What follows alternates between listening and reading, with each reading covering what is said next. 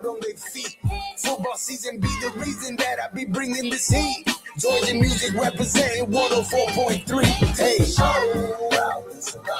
welcome to the show. Oh boy. Final football Friday of the season. The final football Friday of the season.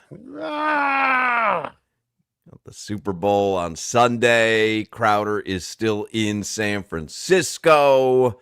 And is it like a hub of activity? This Super Bowl feels a little flat to me, but I don't know if it's just because we were so enamored with the NBA trade deadline and Giannis that maybe I didn't get the memo that the rest of the country got.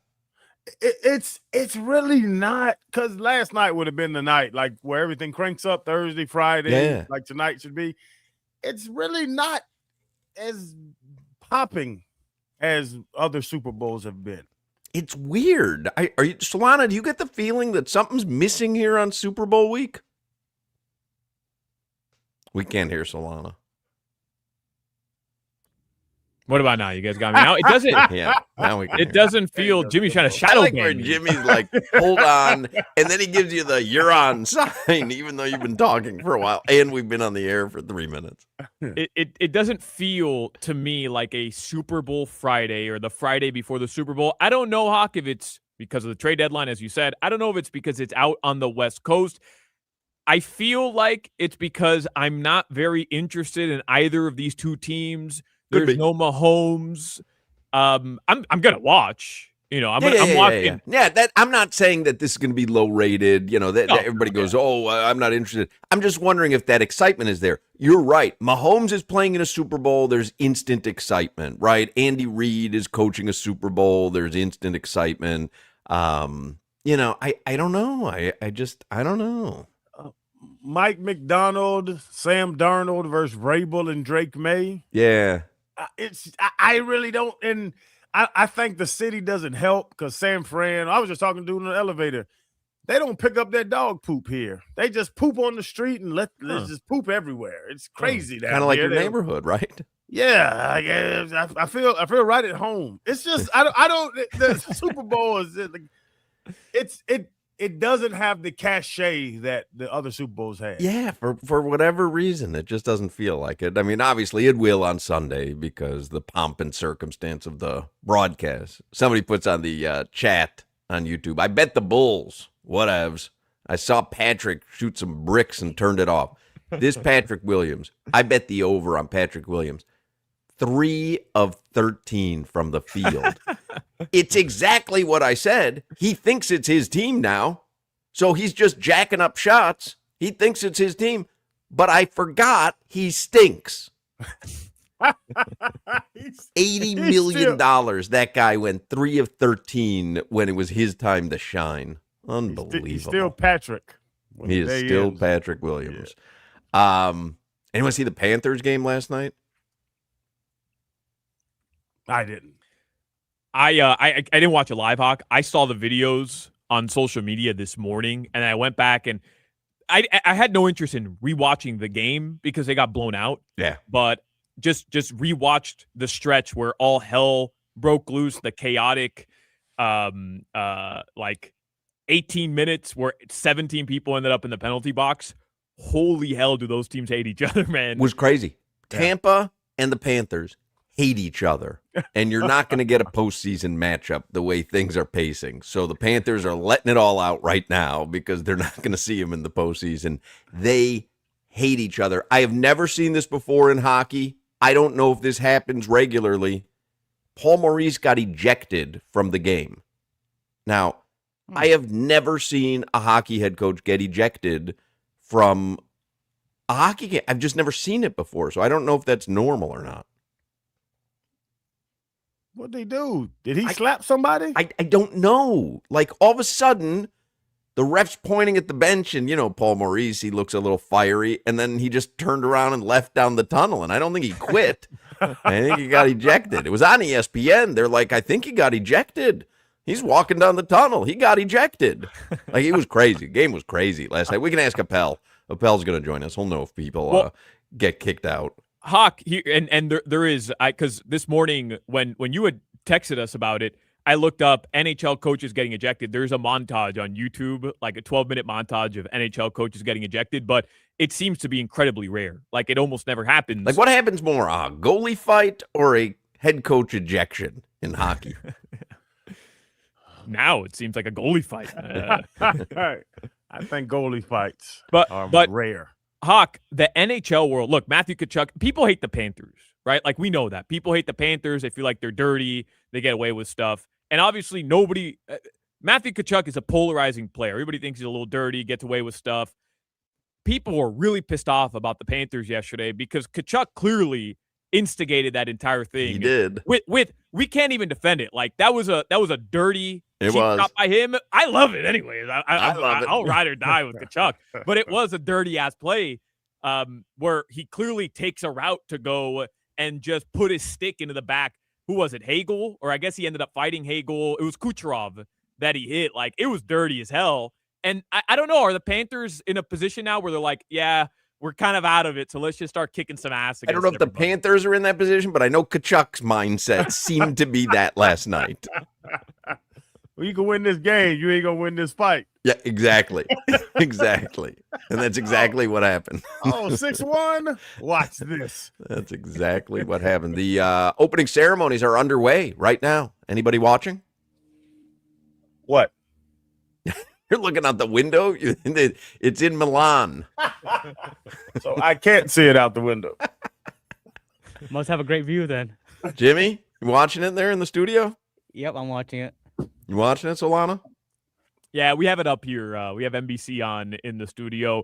You know, the opening ceremonies are always very artistic, Hoch. So I like to really take it in the culture of Milan. Oh, goodness. I love the Parade of Nations. I do. I love countries and regions. I love to drop a little bit of knowledge. Anybody tells me they're from a certain country, I have like one little drop of knowledge. So if you watch the Parade of Nations with me, you'll get all my little factoids that I've been saying every year. I have one factoid about each country, and I'll give that to you during the Parade of Nations. Paraguay. Very close, but not in any way similar to Uruguay. Boom. You nailed it. There you go. That's a terrible factoid. And now I have a new one for Uruguay. I have those little coin cookies. What the heck's that called? The JoJo's. Yeah, the JoJo's. Yeah, the JoJo's. Those were good, man. Yeah. The JoJo's. Yeah. They're actually yo-yos, but I guess it's pronounced kind of with a J in Uruguay, so it's a JoJo. JoJo. Yeah. JoJo. Yeah, those are good. Oh, speaking of food, someone even put on the chat, McDonald's, Solana. So we have talked about what to eat for the big game on Sunday, and we'll continue to do so. McDonald's has an idea. They are getting spicy. Now, I like a wombo, a word combo. McDonald's is bringing one. They're getting spicy. Do you know what that is? Spicy? Yeah. Sweet and spicy. You nailed it. They're getting sweet and spicy with their newest limited time offer of the Hot Honey lineup. And we have some Hot Honey snack wraps to enjoy.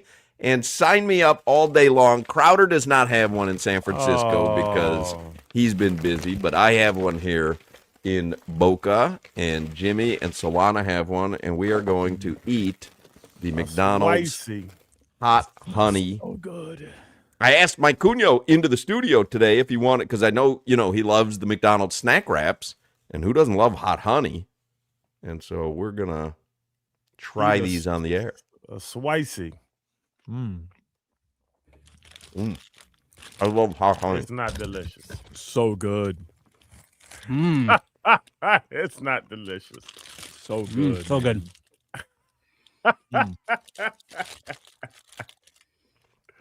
These are excellent. Really? You really do. You really do get the spiciness with it, with every bite. Oh, you just got a little spiciness. Yeah, you got the spicy, and then, man, these are so good. I love snack wraps too, man. McDonald's snack wraps are all that. That's a good idea for Sunday. Now, here's something else exciting. As I eat this hot honey spicy wrap. You feel it, right? You get a little kick. Yeah, I'm getting a little bit of the heat. Are you getting it, Jimmy? I got it.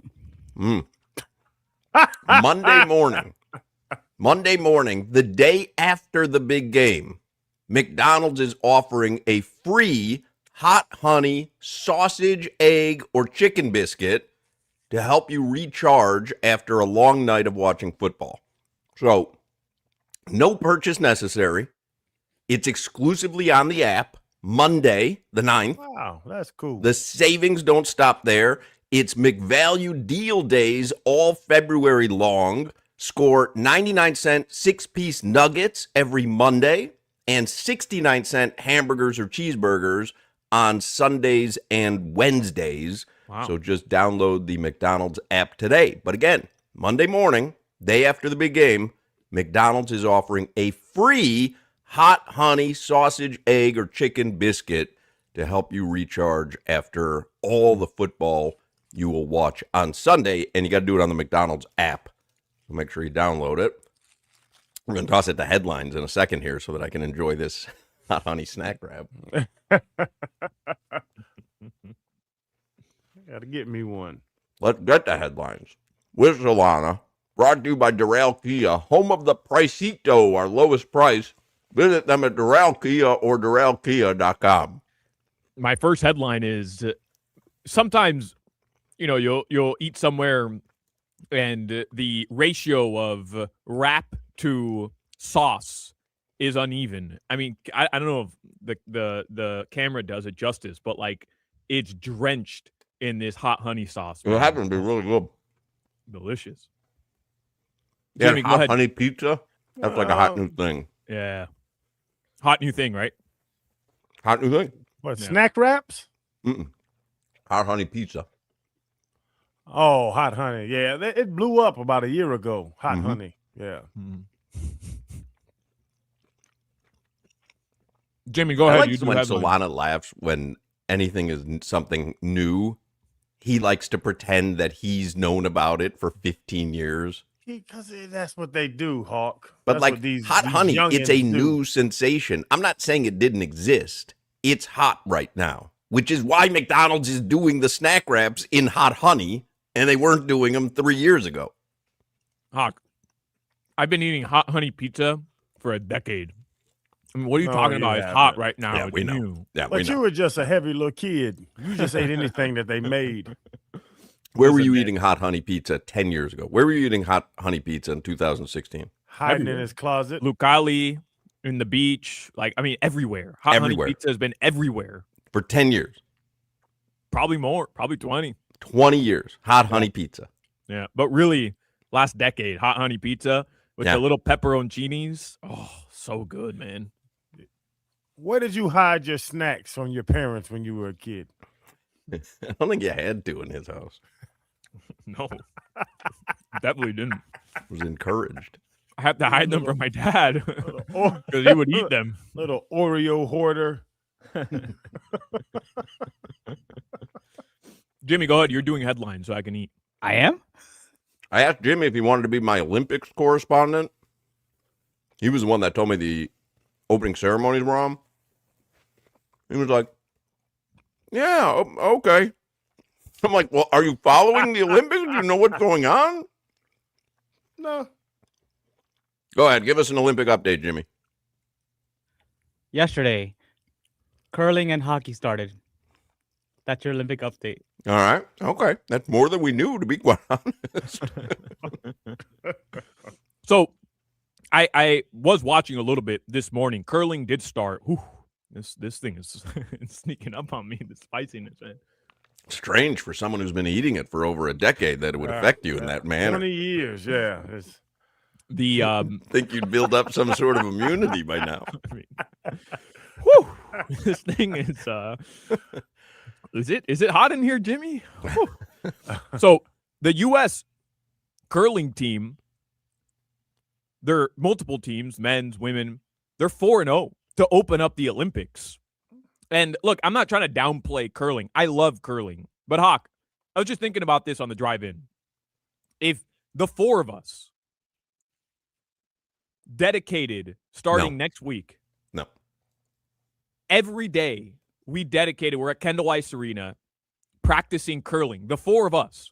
For a week? No. For the next 4 years.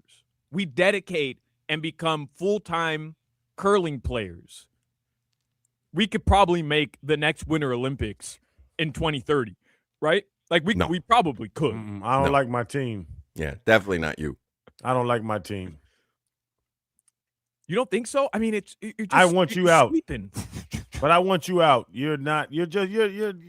Your constitution is off. You just don't have it. Yeah. You're not what we're looking for. I don't have it in curling. Is that what you're saying? Yeah. I'll take Hawk. I'll take Jimmy. I just don't. Like, we have to find a fourth. All right. The 2030 Olympics is in France, at the French Alps. Oh, oui. Uh-huh.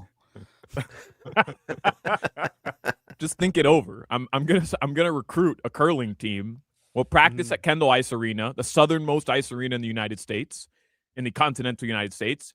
I'm gonna recruit a squad. I'm gonna dedicate the next 4 years, and I'll be in France eating croissants and curling for the U.S. men's national team.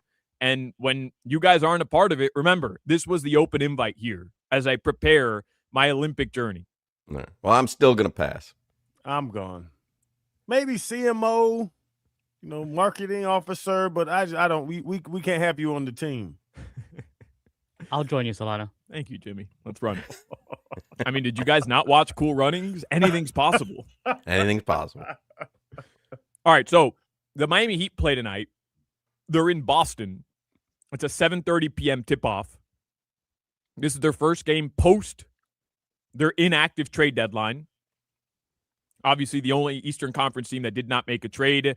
That's going to happen tonight, 7:30 p.m. They're also going to play Sunday at 2 p.m., an early start time because of the Super Bowl. The Florida Panthers are off until February 26th, gentlemen. Yeah. That's why they needed to get out all that energy last night, get it out of their system. Well, fighting in the Olympics is illegal, right? I believe. I don't think they fight much. I'm not certain that it's illegal, but it's not really a part of the game. No, I think you get ejected if you fight in Olympic hockey. I believe, and I don't know if there was a rule change, and probably Appel would know, but I believe you get ejected. Let's ask our Olympic expert. We have a correspondent on staff for a reason. Right. Jimmy, Jimbo. It is strictly prohibited in Olympic ice hockey to fight. All right. So do you get tossed? Yeah, I'm not the expert, Jimmy. I'm sure you could clarify for me, but I believe if you fight, you're ejected. You face suspension of a game as well. It's not like here where you just go in the box for 5 minutes. And I'm reading here that people are expecting Tkachuk to throw down the gloves against Hagel again, and maybe F it once the Olympics start because of just like pure hatred based on what we saw last night. Put your hands on me then. The Super Bowl is going to kick off Sunday, 6:30 p.m. The Patriots and the Seahawks. And as of right now, it's still Seahawks -4.5. It was 5. I jumped on the Patriots this morning. Opened up the Hard Rock app. It was 5, and I jumped on it. I said I've been waiting for the 5, and so now I've got New England +5. Man. I'm still trying to catch this middle, bro. I'm going to ride with it. I think I'm going to bet the Seahawks. If it stays at like 4.5 on Sunday, I think I'm going to bet the Seahawks covering because I just have this feeling they're going to blow out the Patriots. It's going to be a blowout. It's possible. I just think the way that these games have played out in the postseason, I don't know. Give me 5 points.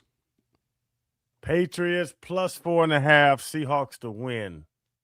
Oh, my goodness. I can't wait. All right. That's Sunday. Everybody enjoy their final Super Bowl or football weekend of the year.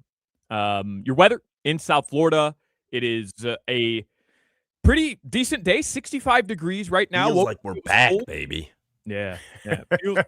Felt pretty cold this morning, but this evening it's going to drop into the low 50s, even upper 40s in parts of South Florida. That's your weather. All right, Josh Appel is going to join us in the next segment. We could talk Super Bowl, Panthers, whatever you want to talk about. For many guys listening, 2026 started with the resolution about improving your health. Hopefully, you're doing that. But when you're tired, you're low on energy, you're not sleeping well, you're not seeing progress in the gym, staying committed can be tough. Atlantic Men's Clinic can likely help, though, because being tired and low on energy and not seeing progress when you work out, those are often signs of low testosterone. That is where Atlantic Men's Clinic comes in. I go for my testosterone shot once a week at Atlantic Men's Clinic. I love it. Wish I'd started sooner. There is a noticeable difference in energy. Speaking from experience here. And now, Atlantic Men's Clinic is also helping men go further with 4 targeted body composition plans featuring GH peptides, NAD+, GLP-1, and PDA, all designed to boost energy, support metabolism, enhance recovery, and accelerate fat loss. So with low T treatments combined with the body composition programs, most men notice real improvements. More energy, better focus, improved sleep, stronger workouts, often a renewed sex drive as well. So schedule a consultation at Atlantic Men's Clinic. Everyone there is very friendly, by the way. There's 7 locations in South Florida, including their new office in Hollywood. So call them 877-455-7300. 877-455-7300 or visit atlanticmensclinic.com. Featured therapies are compounded and have not been evaluated nor approved by the FDA. Provider prescription required. See website for details. This is Hoch, Crowder, and Solana. You're not going to learn anything about sports on this show. I'm sorry, you're not. But I know McDonald's. WQAM.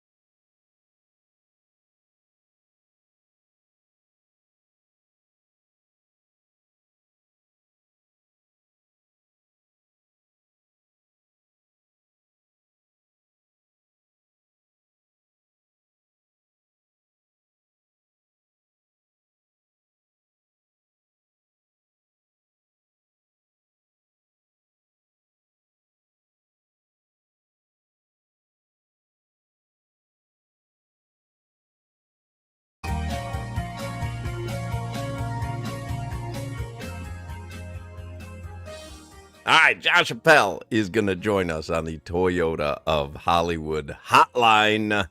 Final football Friday of the season. Josh Appel is an NFL play-by-play announcer for Sports USA. He has called games nationally this season for both the Seahawks and the Patriots.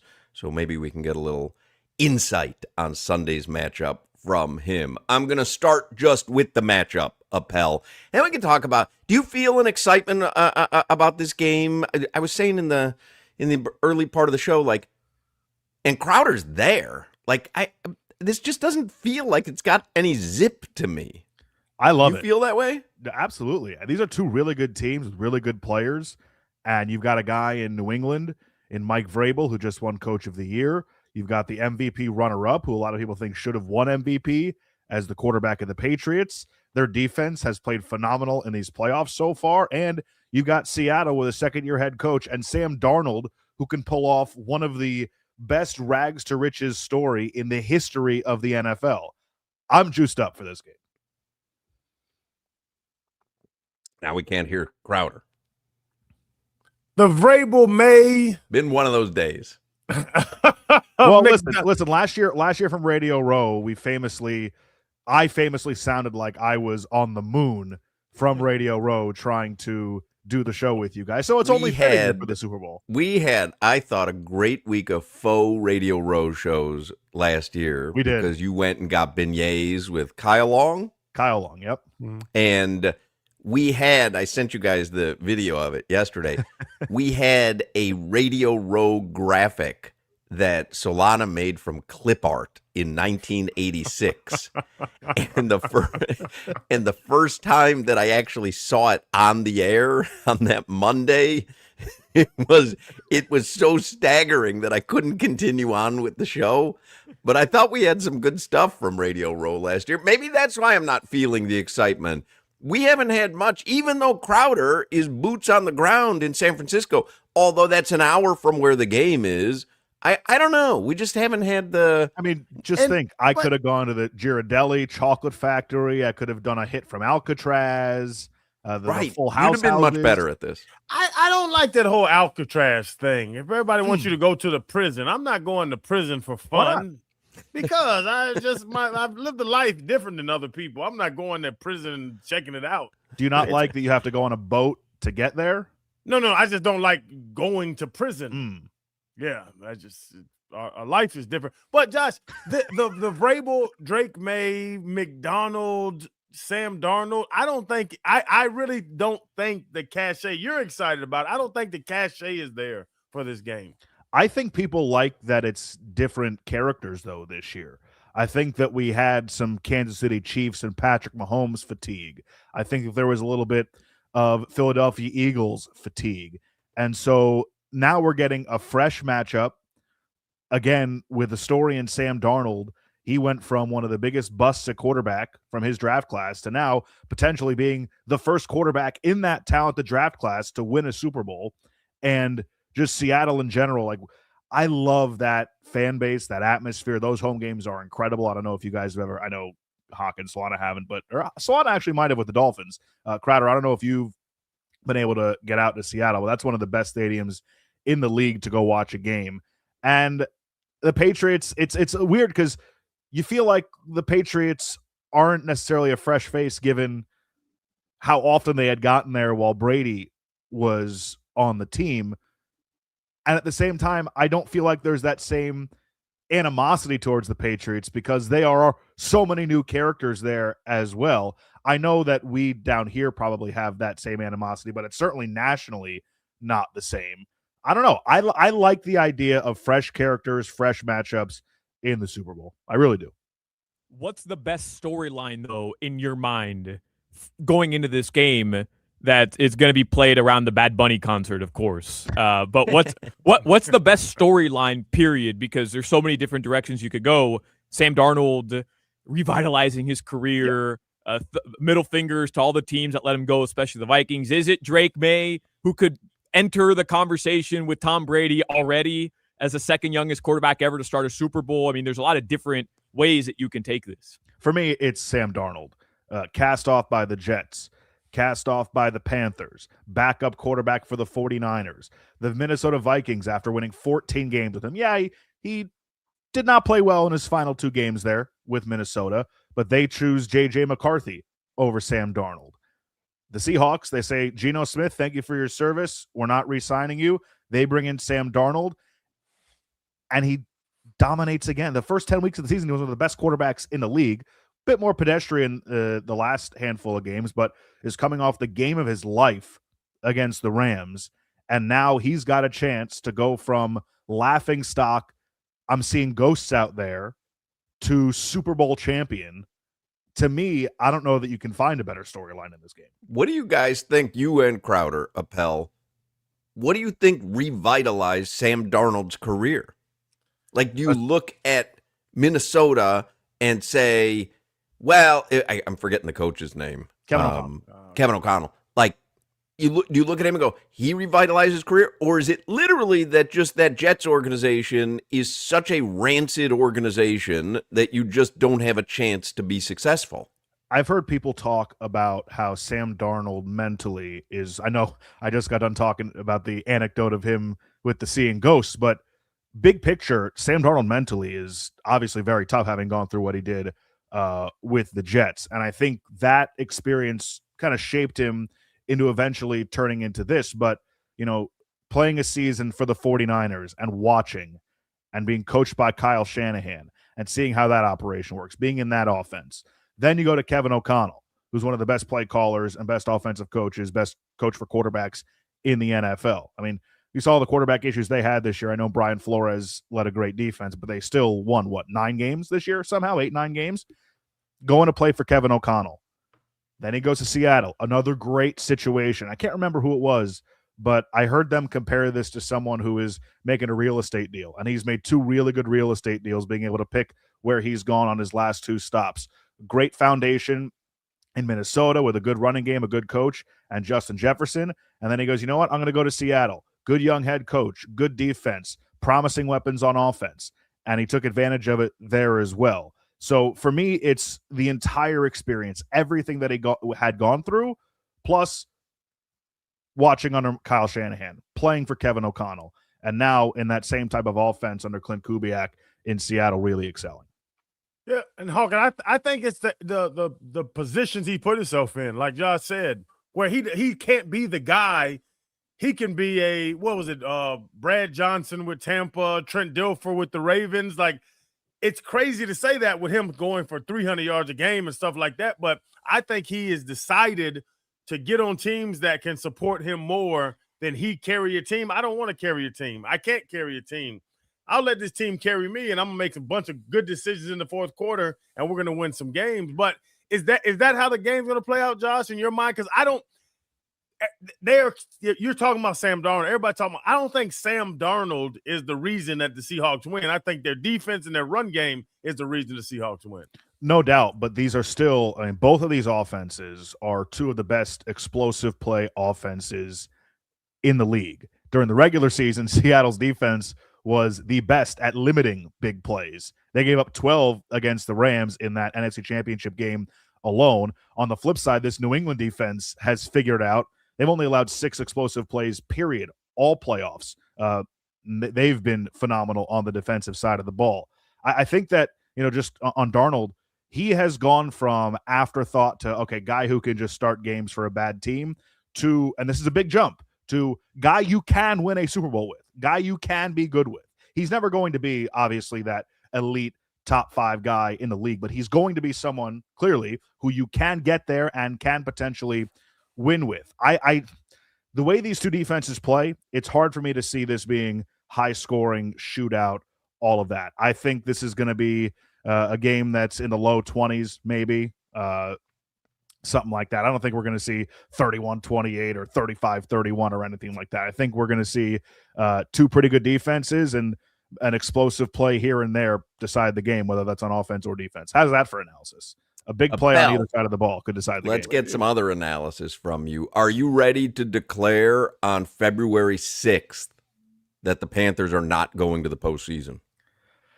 I don't know if I'm ready to declare that, but I mean, they're digging themselves such a deep hole right now. And I'm not really sure like what to do with this team, because I don't know if you guys subscribe to expected goals and expected goals against and statistics like that, but the Panthers at the end of one period last night in Tampa were down 2-0, and the expected goals against last night was like 0.3 after the first period, and they were down 2-0. Not only have they been one of the most injured teams in the NHL this season, but they also have gotten, as great as Sergei Bobrovsky has been the last 2 years, and in the postseason, the first round of the Cup, he has been one of the bottom 5 goalies in the NHL this year.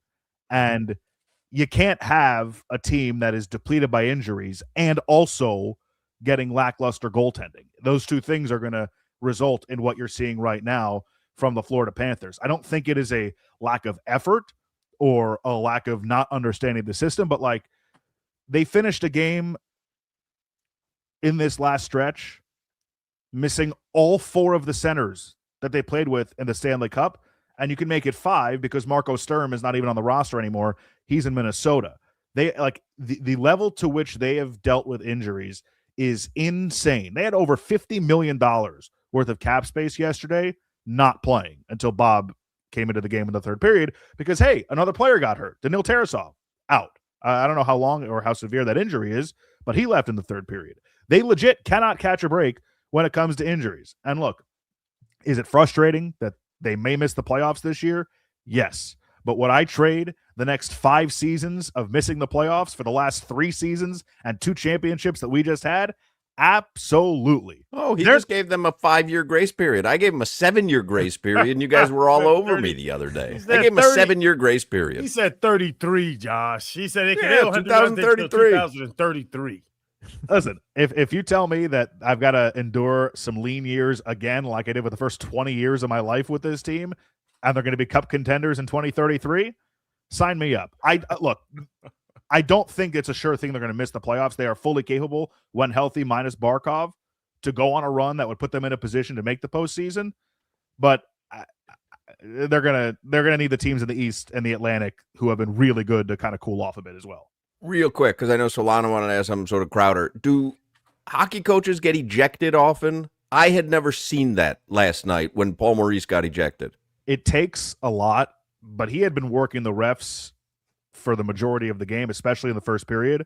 Ray Ferraro on the ESPN broadcast pointed it out that he was giving it to the linesman, which is usually a no-no. Like the orange sleeves will come over and be like, hey, talk to me if you want to talk about them. And he gave him a warning then. So I imagine that he saw the writing on the wall. They were down, 5-0? He and Kachuk did the same thing last night, right? Like, Kachuk was like, F this, I don't care what anybody says. And Paul Maurice did the same thing, coaching style.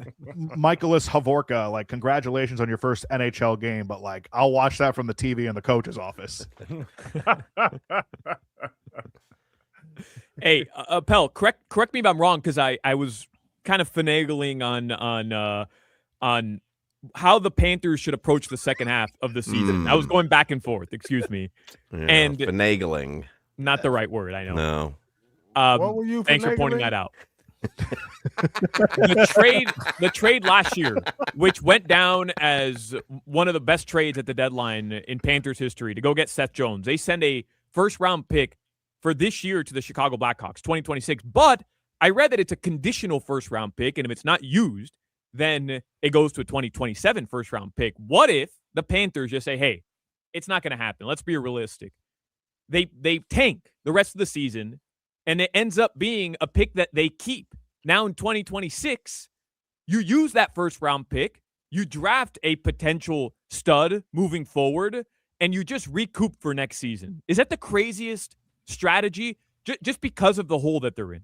I think that had year one under Paul Maurice not happened, I think maybe there's a thought to that.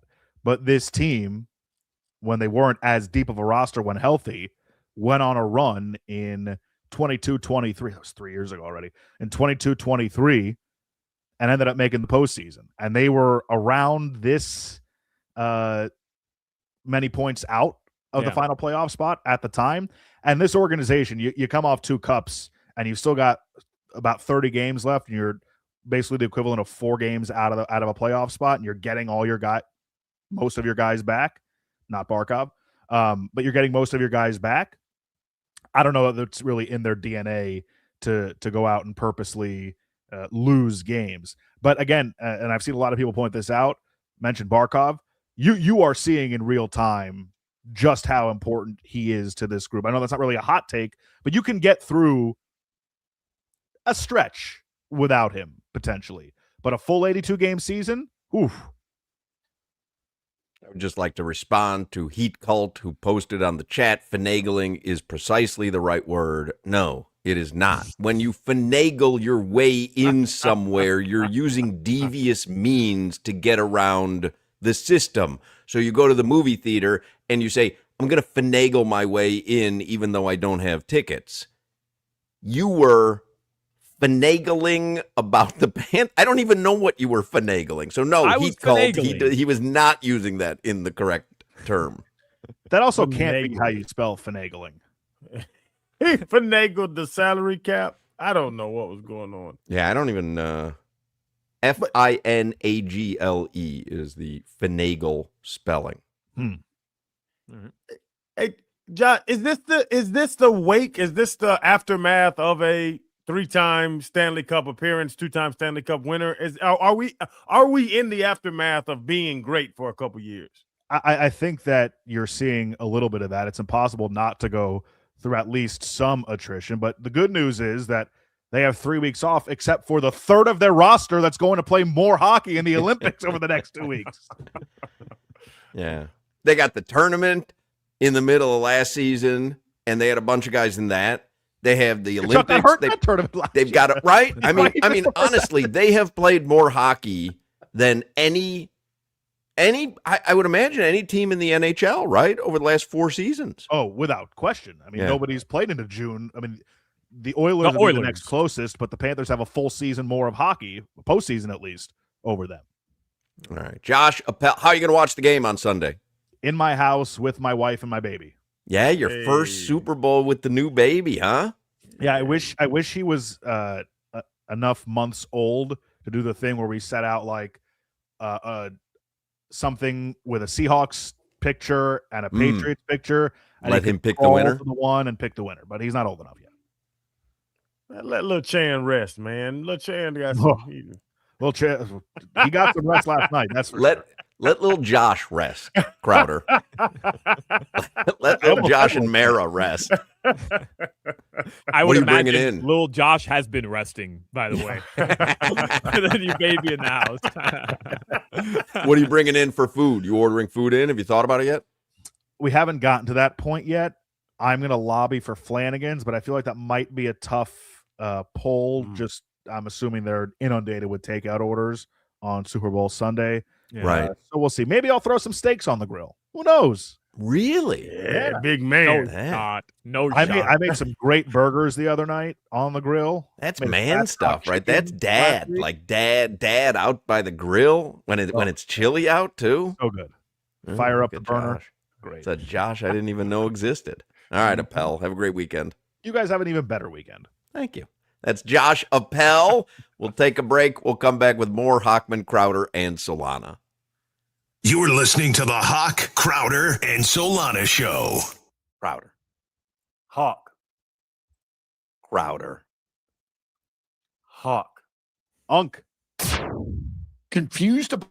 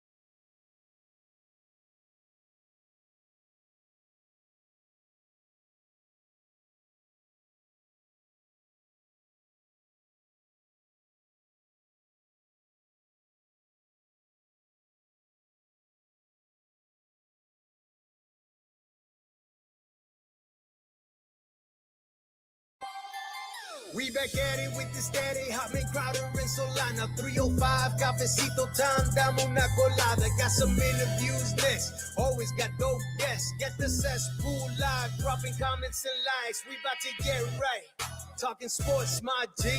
Listen to Odyssey and 104.3. Live and back on GeorgiaMusic.com. Hitting it at the park like a Matt Mervis bomb off power. Get ready for the 3 o'clock hour. Get ready for the 3 o'clock hour. Get ready for the 3 o'clock hour. Get ready for that 3 o'clock. Yes, sir. We're ready for that 3 o'clock. Lee Sterling is going to join us here in the 3 o'clock hour. We'll get some winners, hopefully. Would you like to know what I've bet so What you got? Let's see here. Sometimes I get a little carried away. You know what happened? Because Pizzola was on with us yesterday, and I was like, you know what? I better just put these in. Let's see. These are my upcoming bets. I bet this morning Patriots +5. It's back down to 4.5, but I was waiting for 5. I saw it, and I grabbed it. Patriots +5. I have each team to score 1 rushing and 1 passing touchdown in each half. $25 Decent bet pays $2,500. Good bet. It's a big long shot, but I figured, you know what? Who knows? Maybe you get a little scoring battle. I have Elijah Arroyo over 1/2 reception. That was kind of what Rob Pizzola said. I think he had over 1/2 yard. On the Hard Rock app, they didn't have yards, but they had reception. So this way he could lose a yard on a pass, and I can still cash that ticket. For tunnel screens. I have Jake Bobo over 1/2 receiving yards. That was Pizzola sold me on that one. I loved his handicapping on that one. And then I have each team to record 3 rushing touchdowns in the game. Now that's just a $5 bonus bet, and it pays $1,200, so that's plus $25,000. I have Mac Hollins over 2.5 receptions at plus 115. He's good for 2. The 3 is which is why it's at 2.5. And I also have Caleb Williams, Super Bowl MVP. That one's not going to cash, but it hasn't been taken off the board yet because the Super Bowl MVP hasn't been declared yet. So I do have that as an active bet. Oh, okay. I'm going to hang it up on that one. My Aronde Gadsden Rookie Offensive Player of the Year finally went off the board yesterday after the NFL honors. I had been staring at that one for a while. I didn't even see. I don't even know. I saw what's his name? One MVP. Stafford. Blank. I wanted to for some reason I wanted to say Terry Bradshaw, but it was he won the MVP. Yeah, I meant Bradford. Yeah, Stafford. It was close though between him and Drake May. It was very close. It was he like only the had one more MVP ballot I think ever. Yeah, he had one more first place vote than Drake May. He only beat him by a couple points. It was very close. Here's a couple other props that are available. Will Mac Hollins be barefoot entering the stadium? No. Yes. He goes barefoot. Period. End of story. It's minus 500 is yes. He does not like to have shoes on ever, anytime, ever. I think that's one of those where you consider betting the 500 to win 100 or bet more. I'm telling you, this dude's going in barefoot.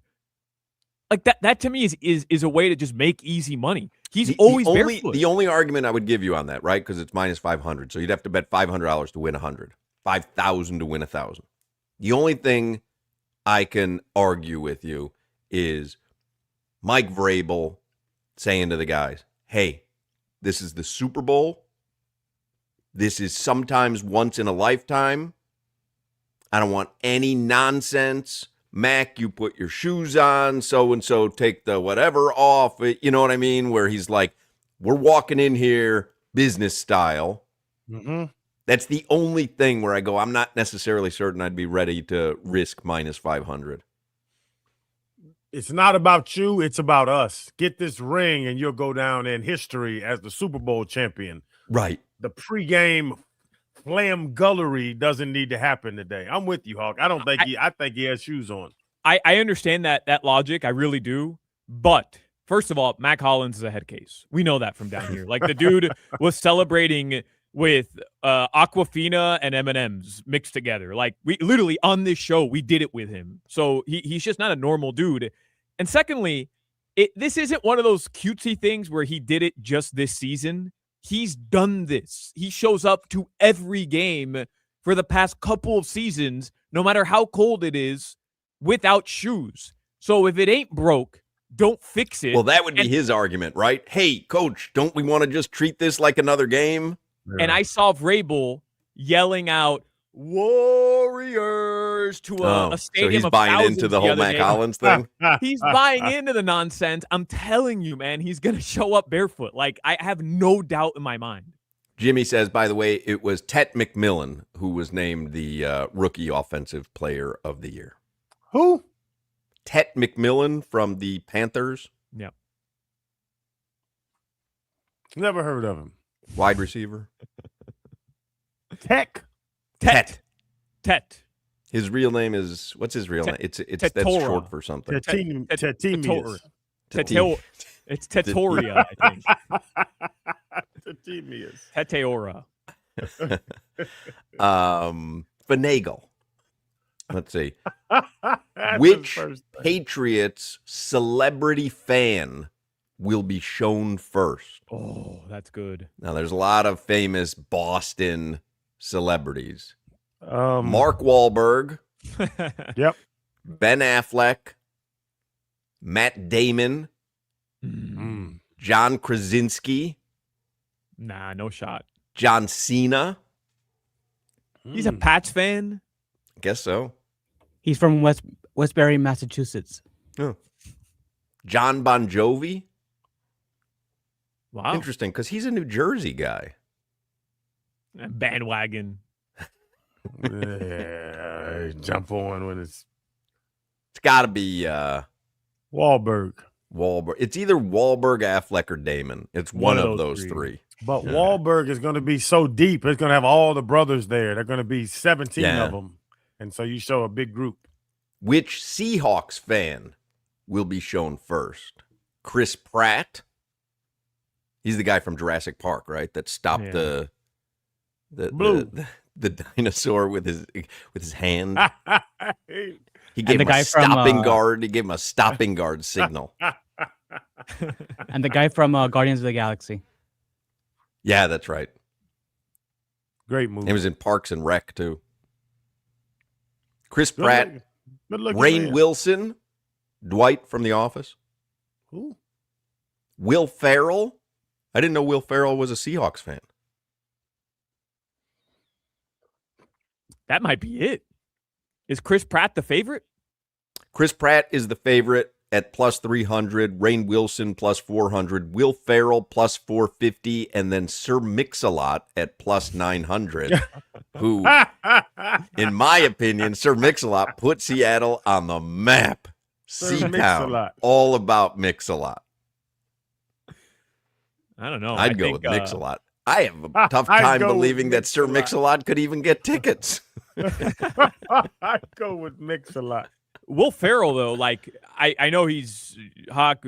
Feel however you want to feel about him. He's easily, of all the guys you just mentioned, the most recognizable. Easily. Well, correct. But is he associated with Seattle? I don't know. I didn't know that. I know he's an LA Kings fan. LA Kings fan for sure. How about Crowder's there? Which Bay Area landmark will be shown first? The Golden Gate Bridge or Alcatraz Island? Golden Gate Bridge.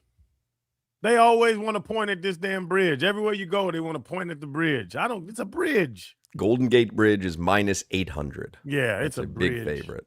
Which will be shown first? Cable cars or Lombard Street? Oh, man. Cable cars. Cable cars. Yeah, cable cars are minus 140. to be shown first. That's where Crowder should have done the show from. A cable car. A cable all car. week. Oh my God, that would have been great. You just traversing San Francisco in a cable car. Like going outside. There's poop everywhere. Yeah, somebody, you said earlier there's dog poop everywhere, and someone pointed out, and I think this might be true, could be human poop. Just based on San Francisco, from what I've read about what goes on in that city. That's man poop? Could be. Oh, I'm not leaving the hotel. Well, it's good for somebody like you, Crowder, that has IBS. Everywhere is acceptable, I guess, over there. Yeah, really. That's kind of the place you want to live. Let it rip, huh? Man, come on. That can't be human. Are you feeling any better, Solana, about the Miami Heat, or are you still ticked off? What's the tenor for Heat Nation? Still, they're ripping mad? Yeah, no, I think the majority of fans, and again, this is social media fandom, is claiming that they're done with the season, they're not interested anymore.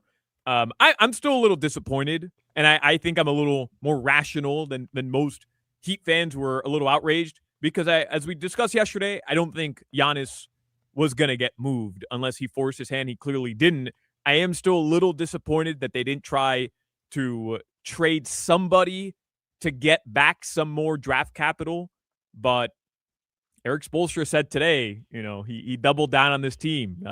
Top 3 scoring offense and a top 10 defensive rated team. Why would you mix that up? So clearly, as we've heard, he's expecting a return to what they looked like at the beginning of the season. I admittedly didn't hear any of his comments. Yeah, I mean, what's he going to say, first of all? No, understood. Yeah. Understood. But they're doubling down on the style that they've chosen to play this season. He said several times this year, he's continued to go back to our record with the way we've played should be a lot better. There's just been some lapses. But yeah, I guess, they're hoping, Hoch, that ultimately Tyler Hero comes back and that they can get back to a semblance of what it looked like when they started 14-7. And again, they do have the easiest schedule remaining, or one of the easiest schedules remaining. But the problem is that, they got blown out by the Hawks the other day. Like, they don't beat those teams, and everybody else in the East got better at the trade deadline. Most of the teams got better at the trade deadline. So when your only consistent asset is not being consistent, it doesn't bode well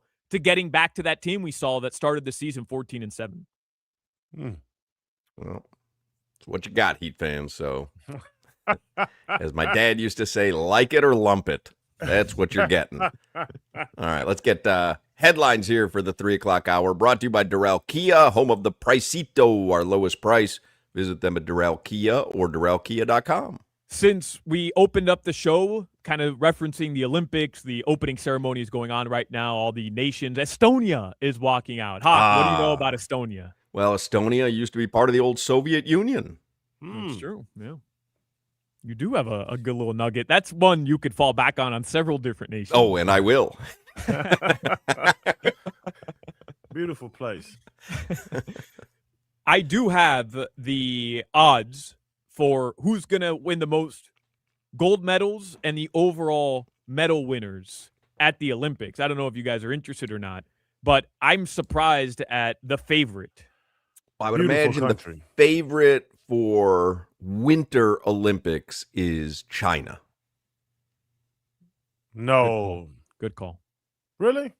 No, it's not. China's not even in the top 5. Yeah. China. China.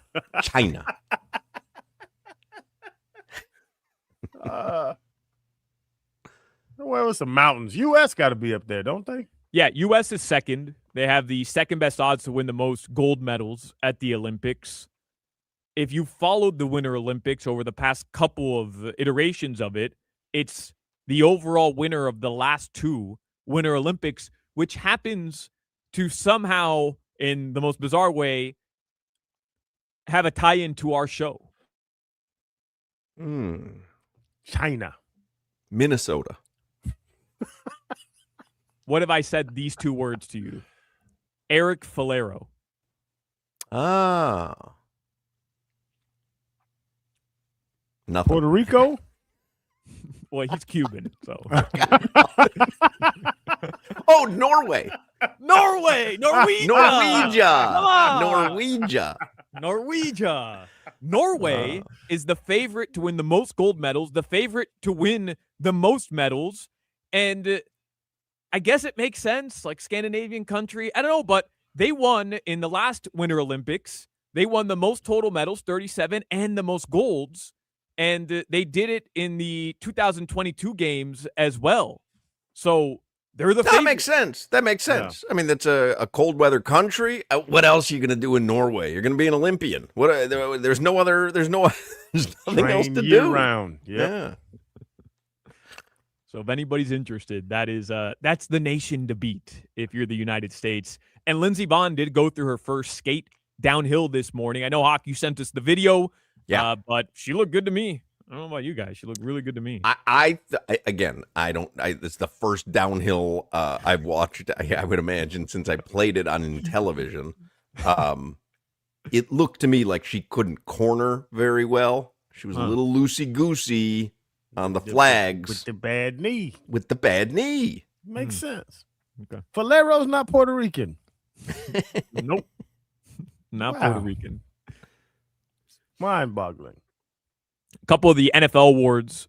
The NFL MVP, as we discussed, Matthew Stafford. I know Appel mentioned Mike Vrabel winning the Coach of the Year. Offensive Player of the Year. Don't worry, I won't pronounce how Drewski did. Went to JSN, Jackson Smith and Jigba. By the way, someone put on the chat, I thought she tore her ACL last week. That's why it's such a big story. She did, and she is still skiing. Crazy, man. My son, who tore his ACL at the end of August, had the ACL surgery at the end of August, tells me the other day, joined a football league at the University of Tampa. I go, hey, what? No, you're 5 months into rehab. You're 5 months post-surgery. Like, professional athletes aren't playing again. And he's like, no, I'm all-time quarterback. All I'm doing is getting the ball. I'm not moving. And I'm like, this is such a bad idea. You know, his rehab's going well. Yeah. He goes to the gym. He's feeling good. Like, he's doing a lot of stuff. And so it's a 4-on-4 football league. And I'm like, brother, I'm not signing off on this, but I go, because I know what's going to happen. Terrible idea. You go. I'm not going anywhere. I'm going to be stationary in the pocket, and you know what's going to happen. Somebody rushes, and you cut to the left, or someone in the third quarter is going to say, "Oh, DJ, let me be quarterback for this one series. Just be a decoy. You don't even have to, you just run 2 steps or whatever." I'm like, this is a bad idea. Pitch it to me. We'll throw the quarterback throwback pass to win the game. Right. Yeah, I'm with you, Hawk. Yeah. I'm usually not the old guy, but I'm the old guy on this one. I just remember everything that he's gone through the last 5 months and him saying, I never want to go through this again. And he keeps saying, I'm never playing basketball again. And I'm like, you're 5 months after surgery and you joined a football league? Like that. He's like, my physical therapist says it was okay.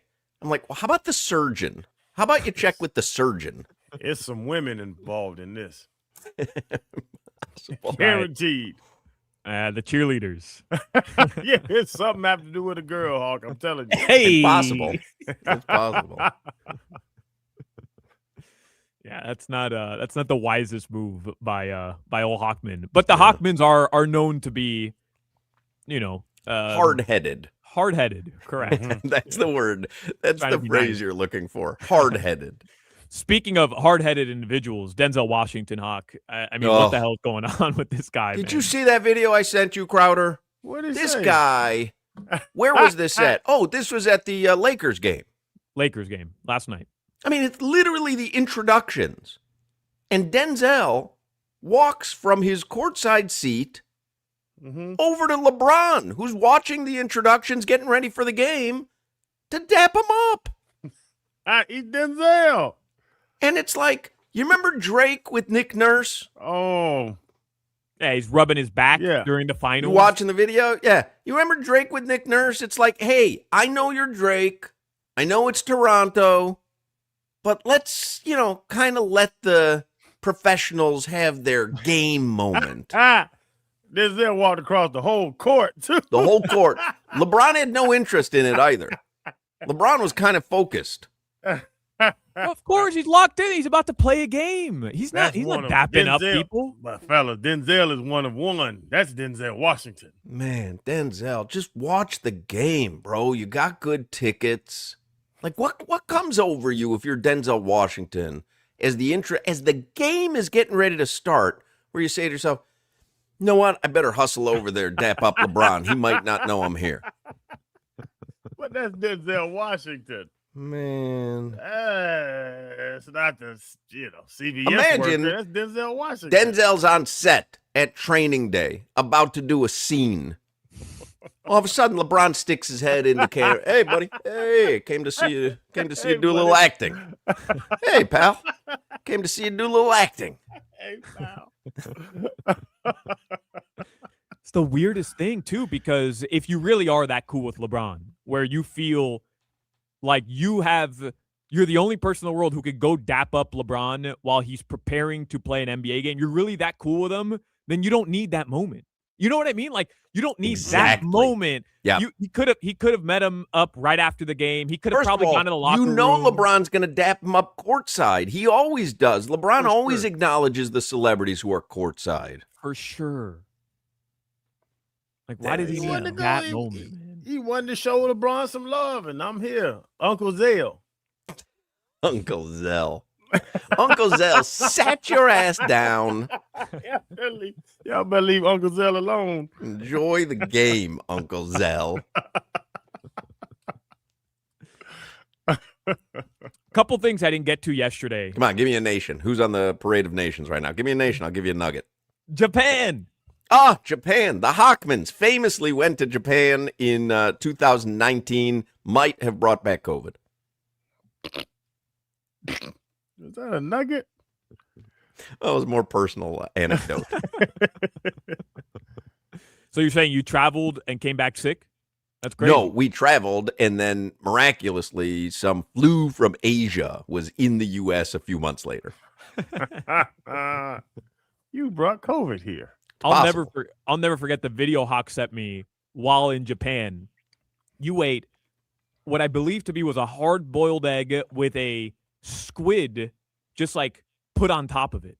No, it was a squid that's stuffed with a quail egg. Huh. That's delicious. Would you eat that again? Find the video here somewhere. Yeah. Hawk, would you eat that again? Probably. I mean, do you really need more than one in your life? Well, squid is delicious, and boiled eggs are delicious. But it was a raw squid. Yeah. Well, it was like candied almost. Here it is. This is the picture. I'm going to find the video. Oh, but that's the candied squid. Looks like, and it was in one of those markets, where they have, the wackiest of the wacky. Yeah, I don't know candied squid. And the guy was like, "Oh no, just eat the whole thing." I was like, "All right." That whole egg in your mouth, huh? Like Lori's taking these little bites, but now I've got an entire squid and quail egg in my mouth. I'm in a foreign country. I don't want to offend anybody. Great Britain. Great Britain. Great Britain. They love a spot of tea. You see, I got something for everything. I could do the Parade of Nations. A spot of tea. A spot of tea. I don't think that's correct. Or no drowsy. And that's a great. So we were in Jimmy just referenced. So we were in England last February, and I forgot they speak English in London. And I was getting sick there, and I went to get a pack of like cold medicine at the drugstore, and I'm like, I walk in, and I'm like, stuffed up, no drowsy. No And the guy's like, drowsy. well, come look over here, and now you can look at all our non-drowsy meds. No drowsy. No drowsy, no drowsy.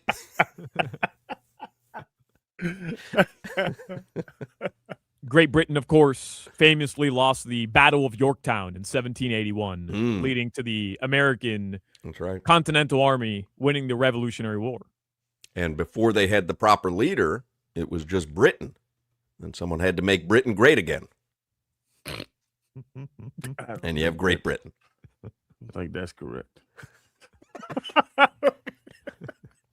Hoch, since you're practicing your accents here, start really ramping up on your Aussie accent because the NFL is going to Australia. They're going down under. Len year. has to send us, right? We've got to do a broadcast from Australia for the NFL. I'm down. I'm down too. That's good. You're down under. Hey, Solana thinks the kangaroos are going to unite and get a union or something. Yeah, We'll all go there and grab a Vegemite sandwich.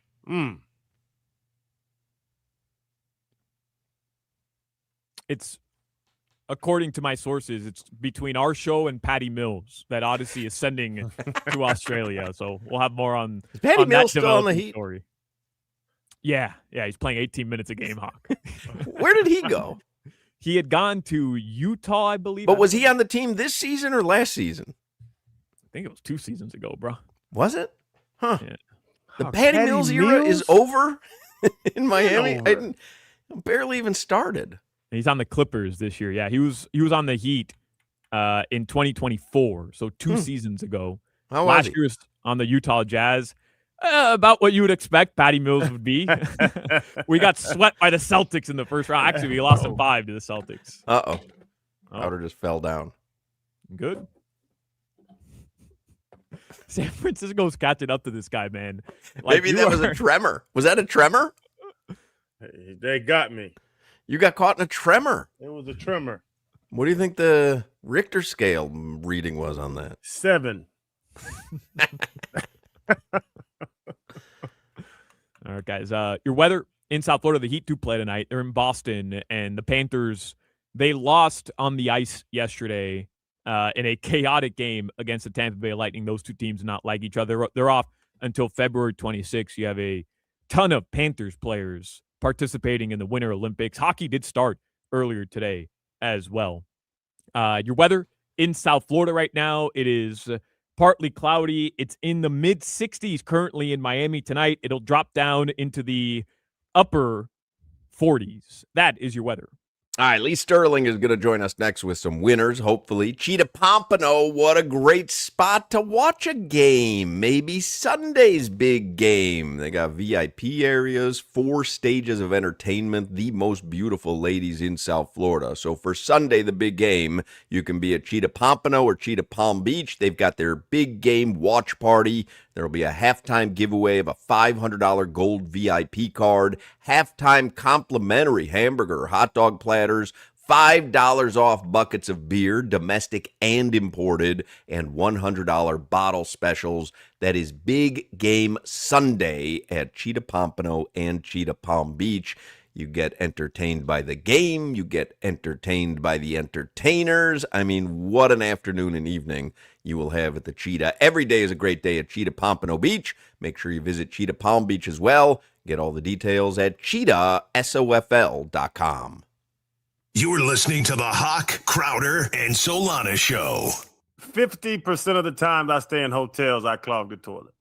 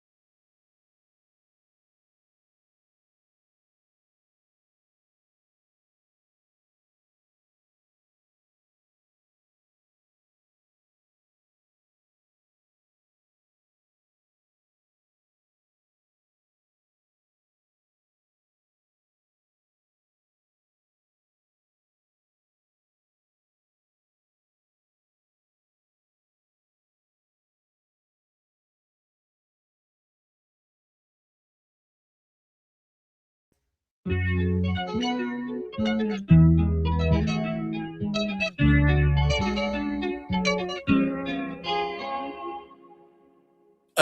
Titi me preguntó si tengo muchas novias. Wow, this is one of the prop bets. Muchas novias. Hoy tengo a Could this be the una, first mañana song that Bad Bunny does, otra. Solana? It's probably his most famous song, and I believe it's the favorite for him to open up with. I don't think he will, but I believe it's the favorite when we were going through the lines a couple days ago, a couple of the odds. Well, Lee Sterling is with us, and he has been on a heater on this show. He has been like racking up dubs, man. Yes. I don't know if you're tailing him or not. I've been, and I've been getting, that's my few green tickets that have been showing up on the app. Lee Sterling's on the Toyota of Hollywood hotline. Professional sports handicapper. The website is ParamountSports.com. You can follow him on Twitter at Paramount Sports. Do you love Super Bowl Sunday, Lee? Like, do you have more action than you can even keep track of, or are you judicious in what you do? So I probably, with in-game live wagering, probably have 20 to 25 wagers. So I'm so excited. Obviously, the game is the most important for my clients. Sometimes there's a couple wagers I absolutely forgot about, and then I'm tallying everything up. So when you win, it's one of the greatest highs you can have. When you lose, everyone that calls you for the next week, if you get a couple calls, you can. I went one time on an 11-0 run before the Super Bowl and lost, and there were clients claiming that we lost for the season. So you had a decent season, didn't you? Oh, we had a great season. Yeah. I mean, I haven't had a losing week since the second week in November. So that good. Yeah, he's been on a heater. All right, give us a prop or two that you might like for Sunday that you think maybe we should tail. So I will not wager on first touchdowns. That is my absolute worst wager lifetime. I think I'm 1 for 8. It's just too random. I mean, if you're at a party and there's 25 people, give everyone a slip and make a prize. Everyone puts in 10, 20 bucks and, put a name of every receiver, running back, quarterback, tight end. You can get a 1-yard touchdown catch by a tight end, a third stringer, something like that. So have fun with that. Somebody, by the way, somebody put on the chat, thanks for Dom Marfan last week. Yes, thank you. That was a nice little UFC win. You've got a UFC pick for us today, don't you? Yeah, I do. Yeah. I do. Yeah, sorry, I didn't mean to interrupt you. No, it's okay. So I think a better way than playing first touchdown is if you're serious about winning, Kenneth Walker anytime touchdown. He's gonna they're the backup running back, a lot. They're going to put in maybe for 8-10 plays tops the entire game. I also I'm going to take a flyer. Normally the quarterback MVP, it's like money. If Seattle starts running the football, they've got a chance, and Kenneth Walker does, to be the MVP. If he gains 130, 150 yards, scores a couple touchdowns. Last MVP by a running back, Terrell Davis, 1998. So maybe it's time. So we're going to go with Kenneth Walker, anytime touchdown, and also MVP at plus 850. A former Dolphin. There's always a lot of former Dolphins do pretty well in the Super Bowl. Mac Hollins, over 15.5 yards, longest reception. He only usually catches 2 or 3 balls a game. But he's not one of these guys. They're not throwing too many flanker screens to this guy. He's 6'4", 220. Does that not bode well for my Mac Hollins over 2.5 receptions, which I already put in? That's dicey. Yeah. You'll have to wait till the last possession, possibly, when they're trying to mount a comeback to win that. But I like over 15.5 yards. Add that one to your repertoire there, Mark. And he's a long strider. They send him down the field. He's 6'4", 220, can leap out of the gym, long arms. I think he'll if he does catch a ball, be over 15.5 yards. And as for the game, I like Seattle. I know the favorite by more than 4 points is 0-7. The last win was here in Miami. Peyton Manning's Indianapolis Colts over the Chicago Bears. But I just see some distinct advantages, and I just don't think New England has quick strike capability. Now, Ramondre Stevenson's been good in the playoffs and down the stretch, but I think he's due for a fumbleitis. And Trevion Henderson is their home run hitter. It's tough to go down the field 12, 14, 15 plays against this Legion of Two doomsday defense here. So I think it's Sam Darnold's time. All the Jets and Carolina Panthers fans are, I don't know, if they're rooting for him or dying that they let this guy go. But I think the green lights come on for him. And I think Drake may have a little bit of a shoulder injury. So I like the Seattle Seahawks. I'm laying the 4.5, 27-16 over the Patriots. I think if anybody is crying that they let Sam Darnold go, it's got to be Minnesota, right? Yeah, Minnesota. Yeah. They let Kirk Cousins go. They let Sam Darnold go, and they have just thrown all their eggs in the J.J. McCarthy basket. Terrible decision. Now, what else you got for us, Lee? You've got a UFC pick? Yeah, we've got a UFC pick, and we're going to go with Danil Donchenko. And you're saying, never heard of this guy. Well, he's only had one UFC fight.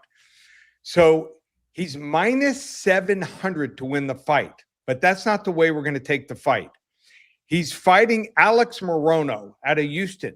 And you're saying, Alex Morono's from Houston. Why isn't he on the card in 2 weeks when the UFC comes back? Well, they think so little of him.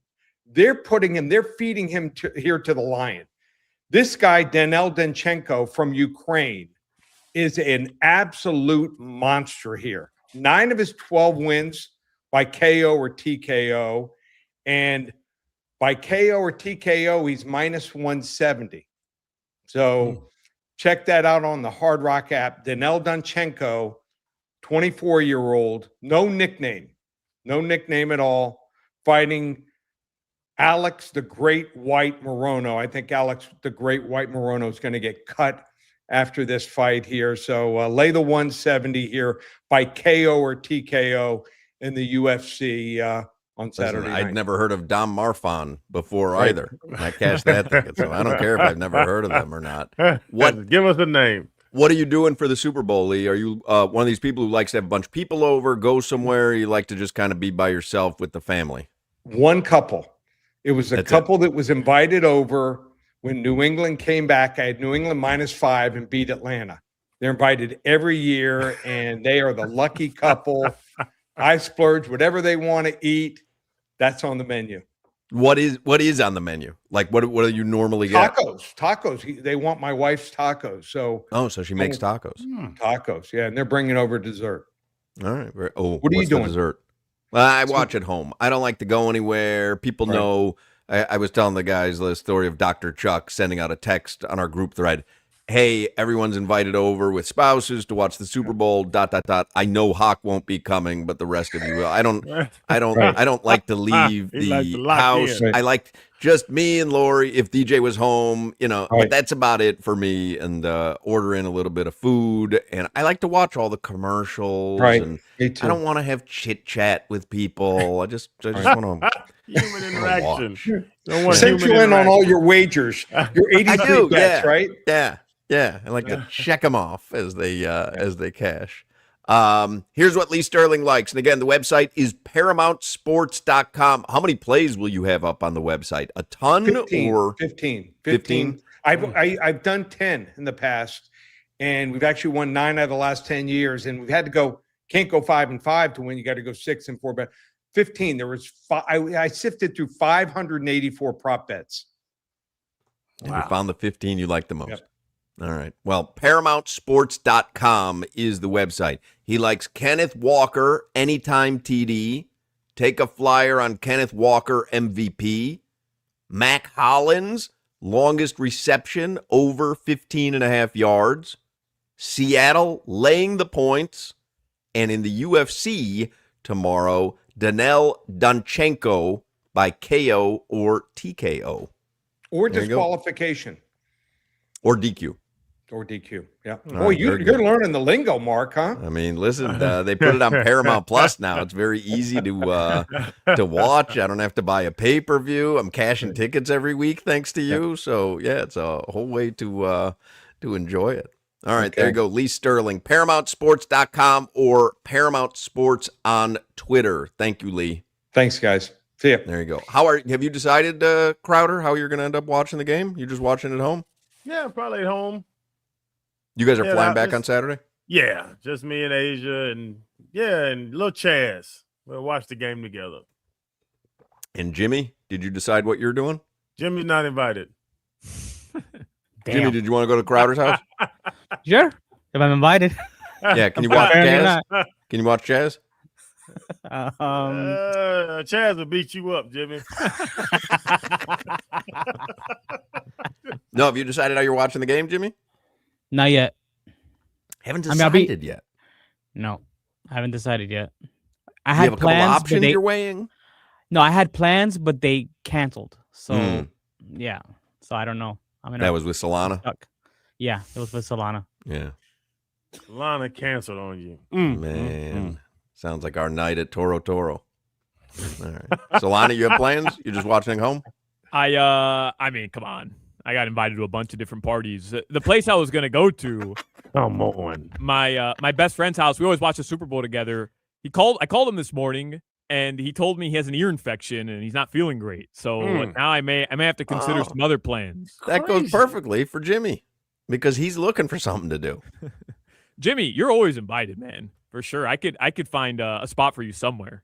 And your best friend Solana is sickly like you. That's where they met, at the ward. All right, we got to take a break. 4 o'clock hour is coming up next here on Hochman, Crowder, and Solana. You're listening to the Hoch, Crowder, and Solana Show. Somebody has dubbed me on the text machine Bad Bet Bunny.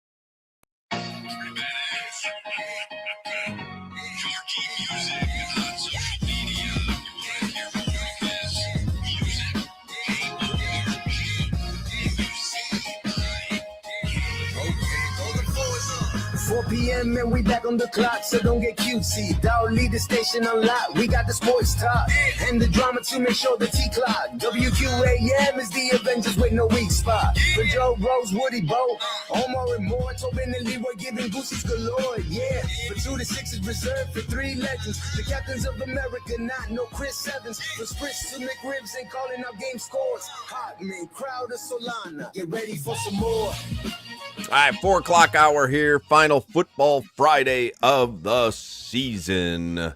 Super Bowl just a couple of days away. Crowder has done the show every day this week from San Francisco. Your wife is in town. Did you take her out last night? Did you go to a Super Bowl party? Did you go to a nice restaurant in San Fran? What did you do? Please tell me. In fact, don't answer if the answer is Wingstop delivered to the room. If that's the answer, Wingstop. just tell me move on to the next topic. Wingstop, Uber Eats. No, we went out. We went to the NFLPA party. We went to a couple of parties around the city and hanging out. And then it's not a big area. San Francisco is a tight little area, so it's easy. You know, we moved around and hung out a little bit. Going out tonight? Yes. Don't know where. All right. Got to call Joey Porter and Marshawn Lynch are my West Coast guys, so got to call them tonight. All right. How was the FIU game last night, Solana? You were on the call. I saw the end of it. They had posted it on Instagram. I tried to find it on ESPN3 last night, and it said it was blacked out in my area. Was it on ACC Network or ACC Network Extra or something? Well, it's a Conference USA game, so I don't believe it would air on ACC Network. Is it on locally on another channel? No. Is it possible that you're the only person in 2026 still trying to use ESPN3 that has not been a website in maybe 15 years? ESPN Plus. No, because I was watching the Panthers game on it, and Lori's got a friend in from Canada, and I was like, oh, my radio partner, he's doing the FIU women's basketball game. Let me show you. And I go to College Women's Hoops, go to it. This game not available in your area. Wow. I don't know. Maybe they have a blackout in Palm Beach so that the FAU Owls can't scout the Panthers. You know, I don't know. That's weird. Yeah, I was trying to show you off, and you're right. Why would it be on the ACC network? But then I thought maybe it's on a local channel. Maybe it's on like 39 or something. But no, it was just on ESPN Plus yesterday. They won by 26, and I think it went well. I think it was a good broadcast. Good for you. That's exciting. Thank you. Solana's good. He's not a looker, though. Well, you don't have to be when you're a voice of something. Okay, yeah. Oh, okay, so you can't see him on the TV.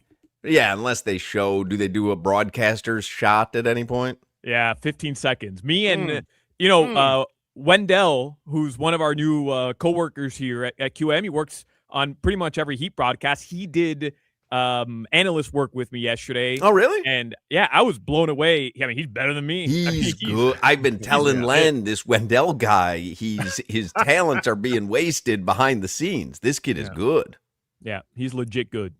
Wow. All right. Well, you've lost that gig then. If they heard him, if any of the bosses were listening, they heard him, and we're all losing curtains jobs for you. 15 minutes of Heat on WQAM is brought to you by Doral Kia, home of the Pricito, our lowest price. Visit them at Doral Kia or DoralKia.com. I'll talk in the next segment about the Heat and what transpired yesterday or didn't transpire yesterday. For 15 minutes of Heat, when they play, I always do the lines. The weird thing is, I feel like people have punted on the season.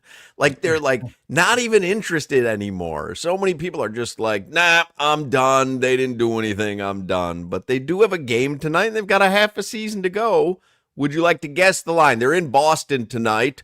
Boston, of course, has Nikola Vucevic. So they're a brand new team, brand new power. And you want to guess the line? Heat in Boston? Boston 6-point favorites. 6-point favorites. You are exactly correct. Yeah. No Tyler, and I'm guessing Norman Powell is back. Yeah, everybody's available, and I'm just double checking the latest injury report. One just came out at 4:00. everybody has an available status other than Tyler Hero, who did not travel for this 2-game stretch, and obviously Terry Rozier not with the team. You want to guess Jaylen Brown over under for the Celts tonight? 22. Lana? Nah, 27.5. 29.5. Yeah.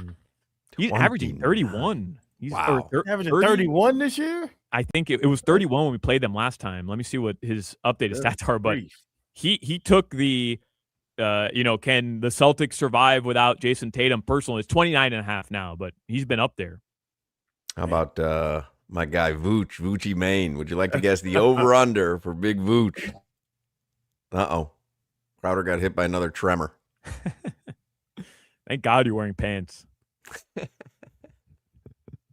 I think you knocked off. Oh, you muted Crowder. yourself. It muted your mic when it knocked over. There we go. I never do the show with no pants on. Look at you.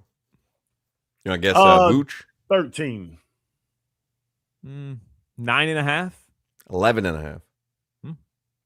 How about Peyton Pritchard? Many people say Caitlin Clark reminds them of Peyton Pritchard.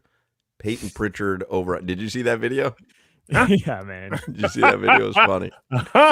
Who was it? It was it Reggie Miller? It was Reggie Miller. Yeah. So they brought Caitlin Clark on. She's like an analyst now on the network. And he was saying to her, like, you remind me of Peyton Pritchard or your game out there or whatever. And she like looks at the camera like, Peyton bleeping Pritchard. I'm Caitlin Clark. I remind you of Peyton Pritchard. He's 16.5, by the way. Norman Powell over under tonight. He's back. 20.5. You nailed it again. Good Wow. job. You're on your game. I'm hitting them today. How about Bam? Over if the Heat want to win. Bam. 16.5. 18.5. Under. Wiggins? Wiggins is 19.5. 13.5. Does he not play much anymore? Nah, he's been playing. He missed the last game with a hamstring injury. But because 13.5 does seem low, doesn't it? Not really. I think he's averaging about 14, 15 points this year. Wiggins, who was it? Will? Somebody we talked to recently, it might have been Clay, where they were like, Wiggins he's the guy that I'm looking for. He's the guy that needs to go out there and drop 20 a night. And he's not doing that for the Heat. Yeah, he's more of like he has that ability, but the idea that he was going to end up being Jimmy Butler after they traded for him, you got a pretty early look into that not being the case. He's more of a role player who's a really good starter, but he's not the guy that's going to lead your offense. But 50 is, I don't need 50, but 20? Like 20, Solana. He can't give you 20 a night. 15 and 5 on 47% shooting isn't bad for the quote unquote fourth option on your team. Remember, you're supposed to be the fourth option. It's supposed to be Tyler, Norm, Bam, and then when Tyler's not out there, you'd think 13.5, he'd have to score more, no? Yeah, that's fair. It's fair. Yeah. New Orleans, just for fun, is in Minnesota tonight. Would you like to guess Zion's over under? 16.5. Are you talking points or beignets? Well, it's in Minnesota. Oh, okay. So it would have to be shrimp cocktail. Juicy Lucy's. At St. Elmo's. 20.5. 20.5. You are correct. Yep. He's been having a decent season. Well, here he goes. I'm just telling you. In my mind, he's having an all-star season. He make the all-star squad? No. He did not. He did not. By the way, sure, he's averaging 21 or 22 points on a 13-win New Orleans Pelicans team. Yeah, I mean, they got to put some pieces around him. I'd be pissed if I was him, too. I'd eat my sorrows away as well. They need to put some sides around him for his entree. Let's get headlines brought to you by Doral Kia, home of the Pricito, our lowest price. Visit them at Doral Kia or DoralKia.com. Sorry, boys. Just give me a second. Just finalizing an order here for some hyaluronic acid. So I just need 1 second here. So what? That's for his knees. That's joint. Well, no, I have had hyaluronic acid injections done before in my knee, but I wasn't aware of all of the benefits of hyaluronic acid at that point. Now I'm reconsidering you are all one of my these options. suckers, man. If I had One of these you suckers. and the ticket wizard, this ticket wizard, you can get him to buy anything. He bought like a hot air blower for under his covers, so his wife can be warm, he can be cold. And but like I'm imagining, it sounds like a hair dryer under your covers. Like I don't. But he buys everything. I remember he bought this vacuum cleaner once, and I'm like, but you paid $1,000 for a vacuum cleaner, and he's like, it's got the tornadic activity of an F7 tornado. So I'm assuming, based on just a total lack of reaction to my joke here, that neither of you read the article I sent this morning at around like 7:30 in the morning. I said some early morning reading for all of you. Oh, is that the penis injection? Correct. Yeah. Oh, And I got it. I thought you were actually ordering hyaluronic acid. no, I was making a joke about hyaluronic acid, injected? which The has skiers. become the story on day one of the Olympics. Ski jumpers are being investigated by the WADA, that's the World Anti-Doping Agency. They're investigating ski jumpers who could potentially be cheating by injecting hyaluronic acid in their penises. And you're probably saying, well, how does that increase their chances Because of you winning? think it would actually slow you down the Correct. bigger your Yeah, wang. the big dangler. Yeah. Correct. So I have done the research here, and what I mean by that is I've read the article, and so what happens here is Well, stand up. Can you stand up and have Jimmy stand up so I can see a before and after of this hyaluronic acid? Got to see the difference. All right. Well, we're gonna need someone to play the after. Boy, when you guys stand, Yeah, it both of looks y'all- like that movie Twins. Stand up again, Solana. Jimmy looks like Danny DeVito in Twins. Both of y'all got peekaboos. don't act like you're not impressed. Don't So- be hating. Here is why skiers are, again, allegedly injecting hyaluronic acid into their appendages, because they have to get their body suits, which are supposed to be skin tight, measured and approved prior to competing. Well, what they're doing is when they go in for these measurements, they're injecting their penises with hyaluronic acid so that at the time that they're being measured, there's more space in that area when the suit is being made and approved. Right, because these, are as tight and form-fitting as anything. So they're getting a bigger, looser suit. And because of that, when they go compete, there's more space in the suit now. And that could actually lead to about, they're saying between 5 to 6 meters in extra jump length, because it's like a sail catching wind when you're up in the air. Oh, interesting. Yeah. Wow. Mm-hmm. That's fascinating, man. So So what are they going to have to do? I guess like a baseline concussion test, right? You'd have to have a baseline penis measurement, right? Before, because once you're an adult, it's not going to grow anymore. Well, Really?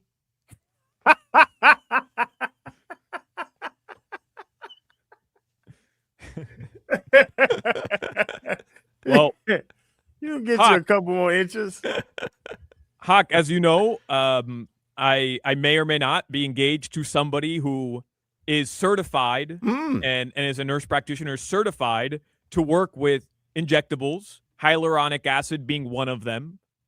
So perhaps in the name of science, I may be looking into this developing story on behalf Trust of me, WADA. she's injecting you in your sleep. She's dying over there. She don't want that little peek wink no more.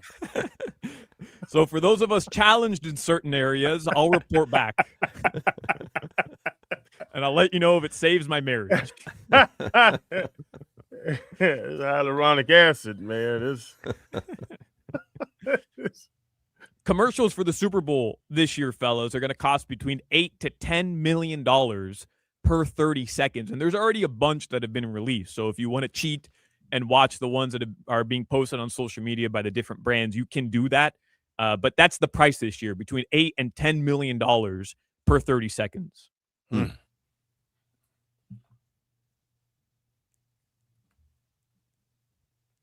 The Super Bowl, for those of you who aren't aware, is going to be on NBC.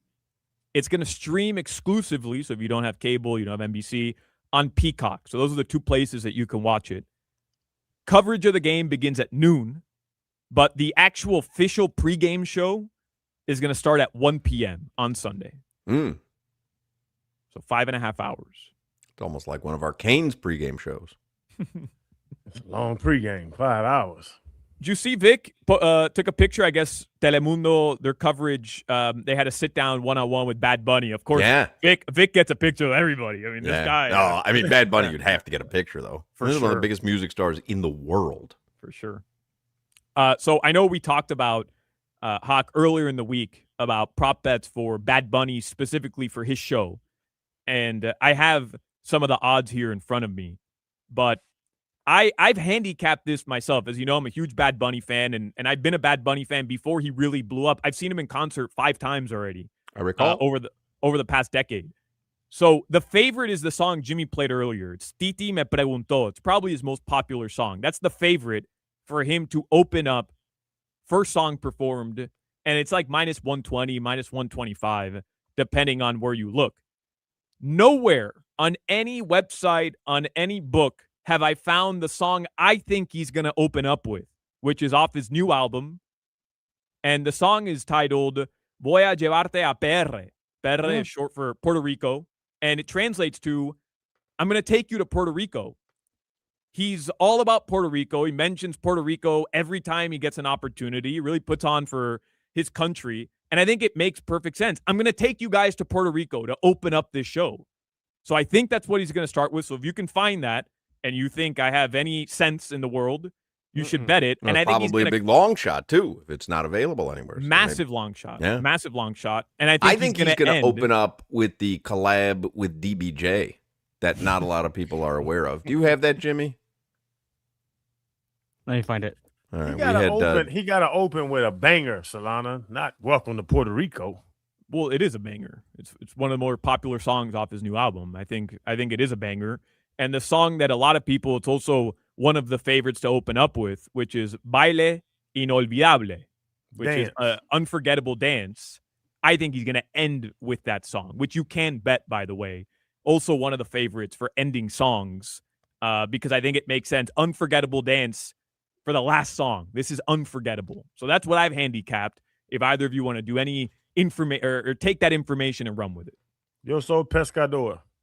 Yeah. Is it possible he opens with She Bangs or Vida Loca? Yo soy pescador. Possible that he brings out Ricky Martin as a special guest. Isn't he Puerto Rican? Is Ricky Martin Puerto Rican? I don't know. That's why I asked. See. Yeah, he is. Ricky Martin is Puerto Rican. Yeah. Is Ricky Martin still around? Is it possible he brings out Unfunny Lewis, who happens to be Puerto Rican? He's Puerto Rican too. And he is unfunny. Did you find that DBJ call, Jimmy? I did not. What do you think we have it saved as, Solana? I don't know. I have to go back there and look. We'll get it, though. It's definitely. Is it possible that he opens with Noche de Sixto? I hope not. All right. Anything else in the headlines? Yeah, the Heat tonight. It is a 7:30 p.m. game. The Panthers, just to kind of recap, they played yesterday and they got their asses kicked on the ice, but there was some ass kicking by the Panthers. There was. Some ass kicking. The Olympics are going on. Opening ceremony rather is still in action, and there's several events going on. Parade of Nations? The Parade of Nations. Oh, give me a country. Go ahead. The U.S. just came out right when we started this segment. Just came out. The U.S. one of the final nations to come out. What you got? What I got for the U.S. Do we really need a nugget about the U.S.? Experiencing a massive cold front. That's a terrible nugget. Yeah.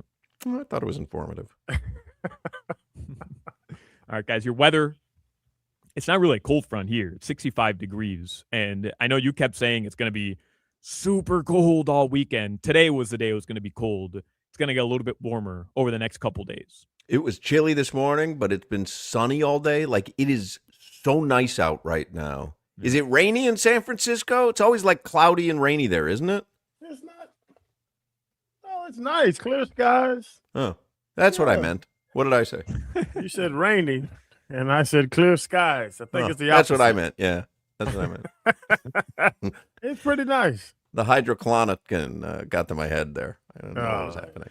Him talking All right. about his little Peter weed turned me off. We'll take a break. We'll come back with more. I do want to talk some Miami Heat and their lack of movement at the NBA trade deadline yesterday. So do not go anywhere. If you're looking for somewhere to watch the big game, watch any game. Football, basketball, baseball, hockey, soccer, MMA, UFC. Man, head to Tootsie's Cabaret. Been going there since 05. I'm going to go there until 2045. Head to Tootsie's Cabaret. It's open from noon to 6 a.m. That's 18 hours of food specials, $100 bottles, half-price drinks every single day till 8 p.m. Tootsie's has 2 levels of entertainment, a full restaurant. I'm talking about a guy back there just with a frying pan. Full restaurant with steak and lobster and shrimp and all the good stuff. I love the hot lemon pepper wings. That's what I get every time I go. 4 spacious full liquor bars. You got to go to Tootsie's.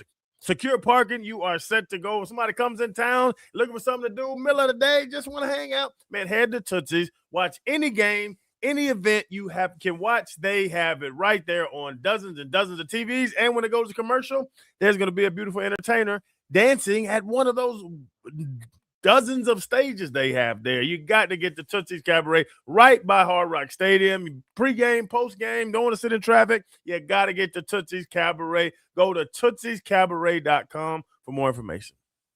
This is Hoch, Crowder, and Solana. You ever just sit in your house naked? WQA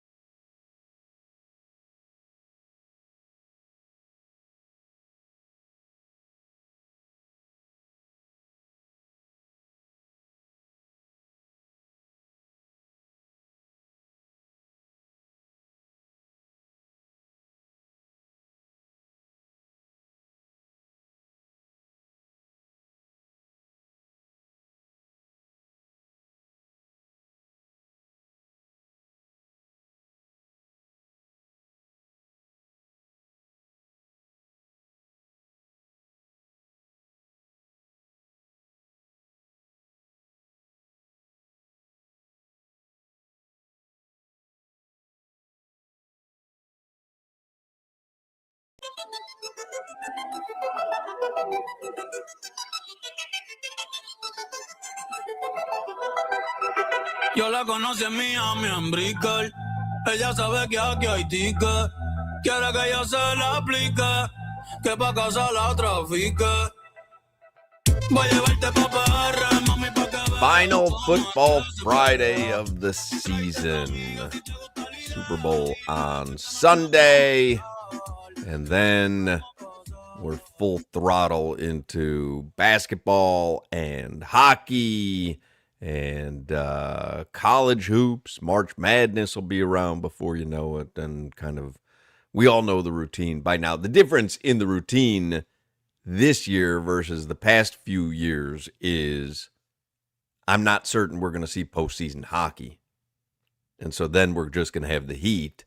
And if the Heat are as middling as everyone seems to believe that they are for the remainder of the season, then it's going to be what we call a long slog to get to baseball season and then back to football season in August. But here we are, February 6th, and it's the final football Friday of the season.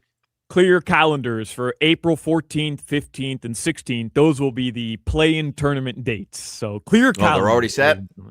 Yeah, it's going to be April 14th to 17th. And then if you get through the play-in tournament, you're in the first round of the playoffs.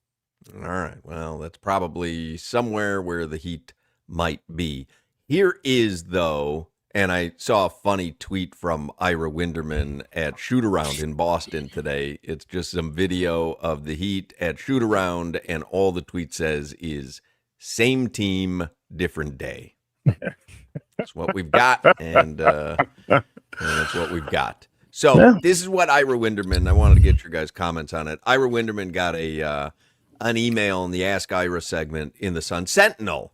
How many emails, Ira, did you get about the Heat missing out on another whale, making no improvements for the future, having a front office that can't improve the roster, and what looks like a Heat team that seems destined to be middle of the road forever?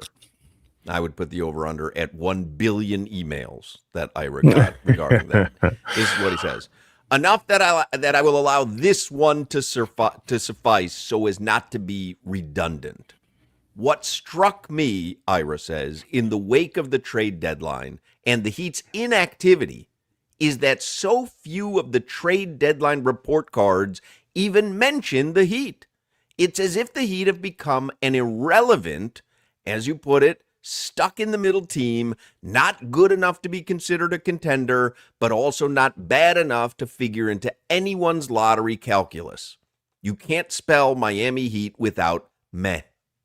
So get your play-in tickets, perhaps hope for some magic in the playoffs, but also accept the reality of, at least at the moment, a go-nowhere outlook. And that obviously is what has Heat fans up in arms after yesterday, is the go-nowhere outlook.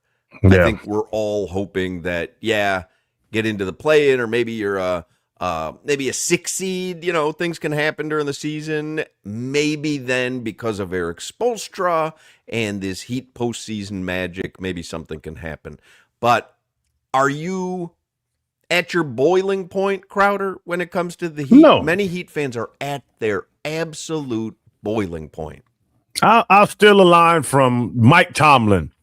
The standard is the standard. And they set such a high standard on this organization since 2006, when the first championship was set, and then the Big Three and all that. But I'm an equity guy. They have Pat Riley, Ellisberg, Spo has so much equity built up with me.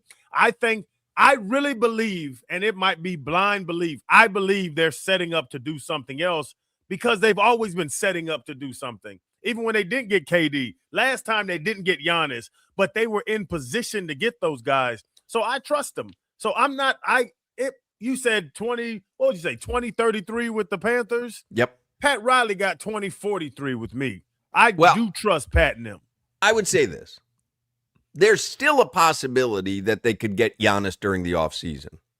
Now, I don't think Giannis is going anywhere anymore. I don't believe he's going to end up leaving Milwaukee, period. I believe, like I said yesterday, he's going to put on his hard hat and do his best to recruit, because I think the Bucks will tell him, you tell us who you think can come here and we'll make it happen. Yep. And I think, again, Dame Lillard didn't work out, but I do think that the Bucks have tried to placate him. Here's where I think where you say the Heat are setting up to do something big. I think that is the last thing Heat Nation wants to hear, because that's the thing that keeps getting the rug pulled out from under them. They keep telling you or letting you know through their actions, we're setting up for something big. But they don't ever get the something big. And that's where I think Heat Nation has reached their boiling point.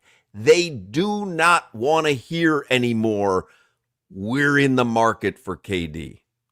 We're in the conversation for Giannis. Dame is going to end up in Miami. I don't think they want to hear that anymore. What I think they want is, hey, we're tearing it down to the studs.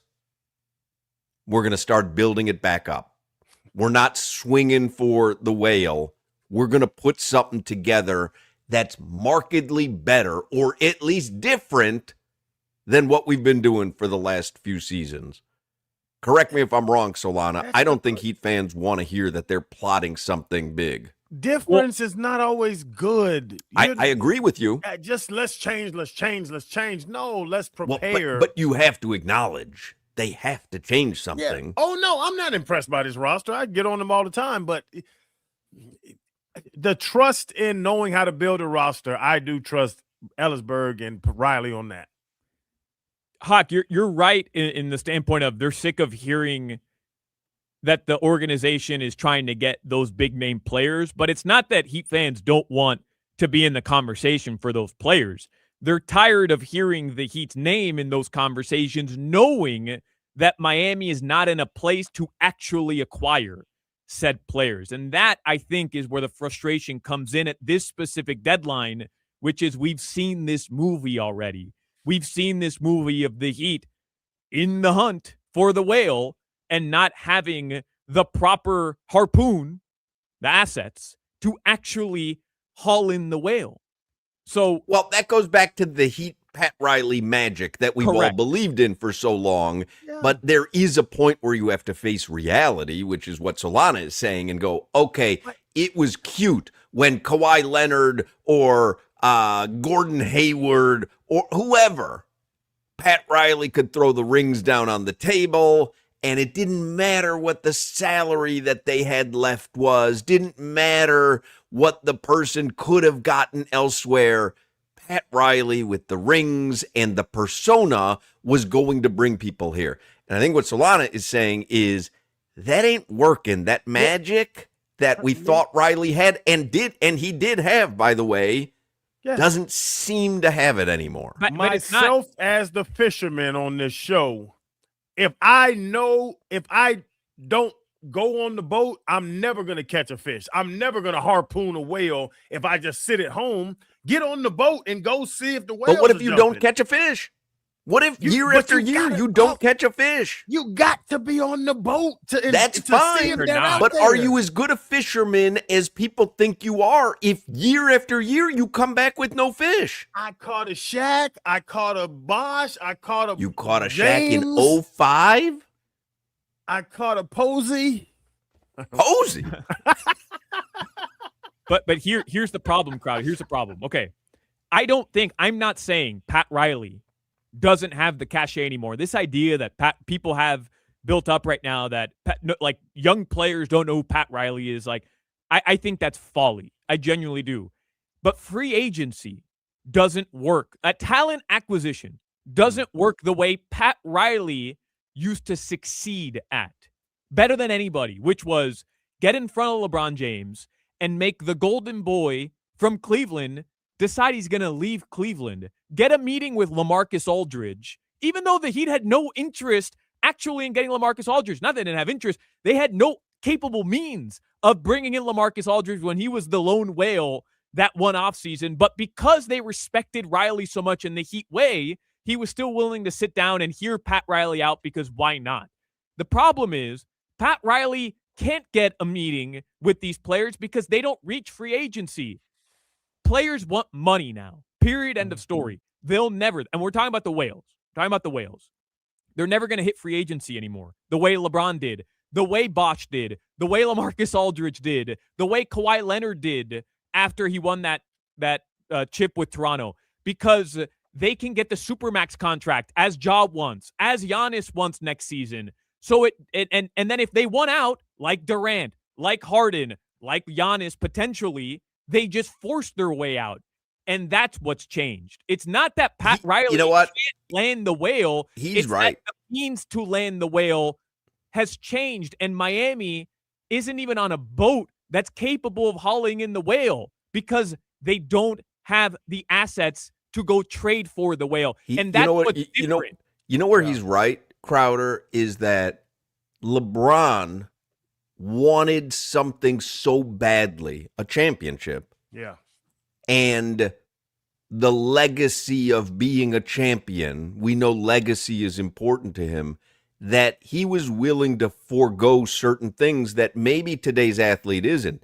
To me, Ja Morant is the perfect example of a guy who should say, money be damned, and obviously easy for me to say that, but he's made millions. Yeah. But money be damned. I'm Ja Morant.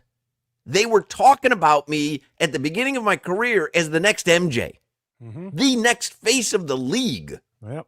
And I need to go somewhere so that I can protect this legacy that I'm capable of and foster this championship aura around myself. He's the kind of guy that should be saying, get me to the Heat at whatever cost. And that would work with the old Heat way. But it's right now, like Solana's saying, it's just money. Who's going to pay me the absolute top dollar? And the Heat aren't in the position to do that. But it's not just the Heat. It's every team. It's the way that the rules work now. When they changed the CBA, you can only sign that Supermax deal, the one that's going to bring you the most money with the team that gave it to you, depending on how long you've been there. So for Giannis, why would he enter free agency when the Bucks next offseason can give him more money, or the team he gets traded to ultimately can give him more money? You understand what I'm saying? Well, Giannis to me is in a different spot too because he's got a championship. Yeah, I mean it's fair, but again, the Heat. If Giannis reached free agency, right? If Giannis was a free agent at the end of this year, he's a free agent, unrestricted free agent, and he can go meet with anybody. I genuinely believe if he got in the room with Pat Riley, I'm not saying it's a shoo-in, but it would be a different ballgame. But he's never going to be an unrestricted free agent. That's the difference now in the league. The rules have changed. The game has changed. Talent acquisition, harpooning the whale, is no longer they're free agents. I'm going to sit down with them. I'm going to throw the rings at them. I'm going to show them the slick back hair. And I'm going to tell them, look at what I did for LeBron. Look at what I did for Shaq and Dwayne Wade. Look at what I did for all these players. I can do that for you. It's not an option anymore. So how do you get talent now? How do you get the whale? You have to trade for them. And every time that the Miami Heat are in a position to trade for these players, or reportedly in a position to trade for them, they consistently fall short over the last 5-6 years in having the assets to convince a team to send them that player. It happened with Damian Lillard. Whether or not we agree it was Joe Cronin or not, the Heat ultimately didn't have the package to get Damian Lillard. I know that one's a little complicated, but the same goes for Kevin Durant a couple times. The same goes for several players. And once again, Giannis Antetokounmpo was available via trade, reportedly, and Miami's package wasn't good enough. And if you're the Heat, what I think fans wanted, Hawk, was for them to say, hey, we don't have the assets. Let's try to get the assets. But in order for them to do that, they have to change their entire philosophy on we don't punt on seasons. We don't punt on good players for future draft picks because it's not the Heat way. And that's what the fan base is frustrated on. You either adapt or you die. And Miami, for the 4th straight season, is in the worst possible spot.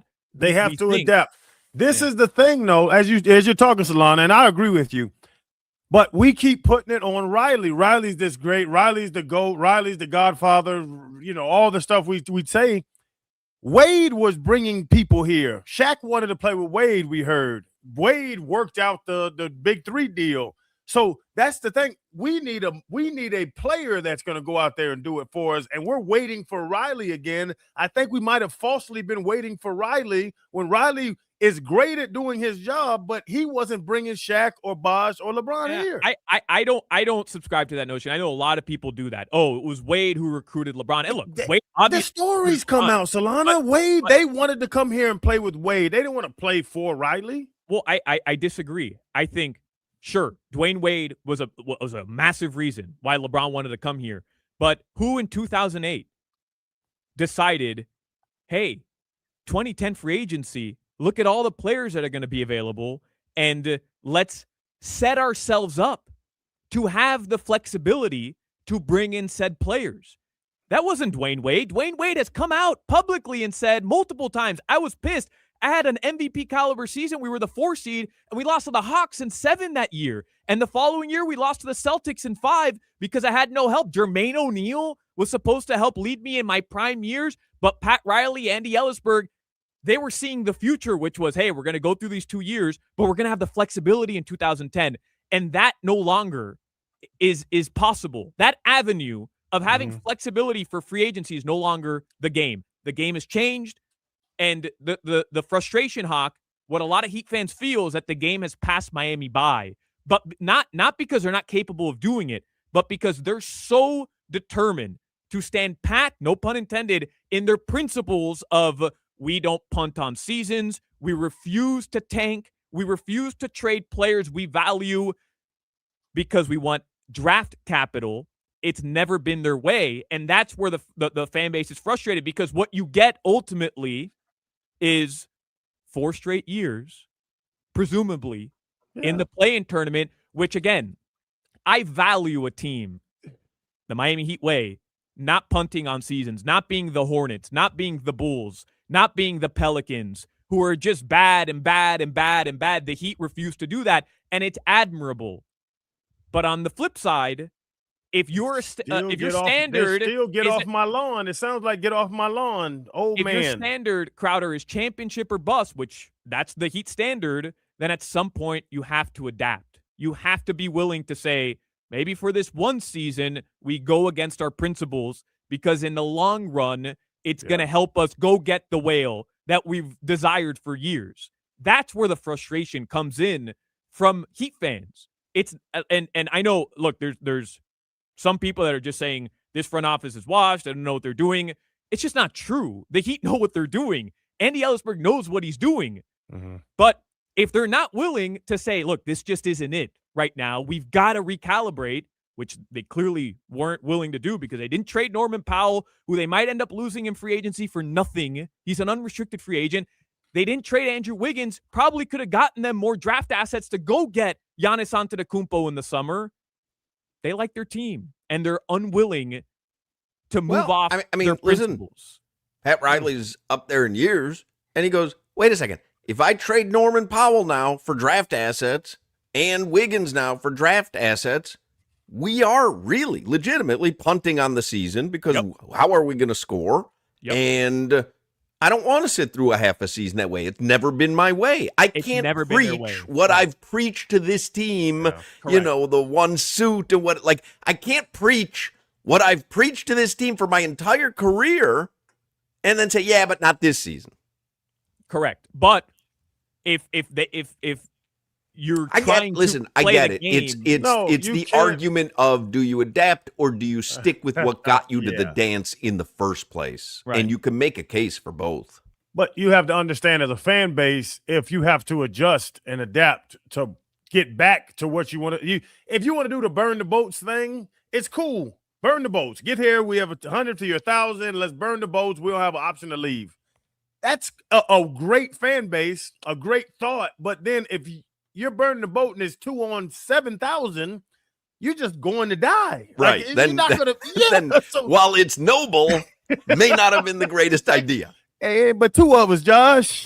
7,000 of them. Like, you have to understand as a fan base, the burn the boats mentality can't work every single year. Here's somebody who's a lifelong Heat fan, and I know people are like, "Oh, you get paid by the team." I don't. I get paid by WQAM.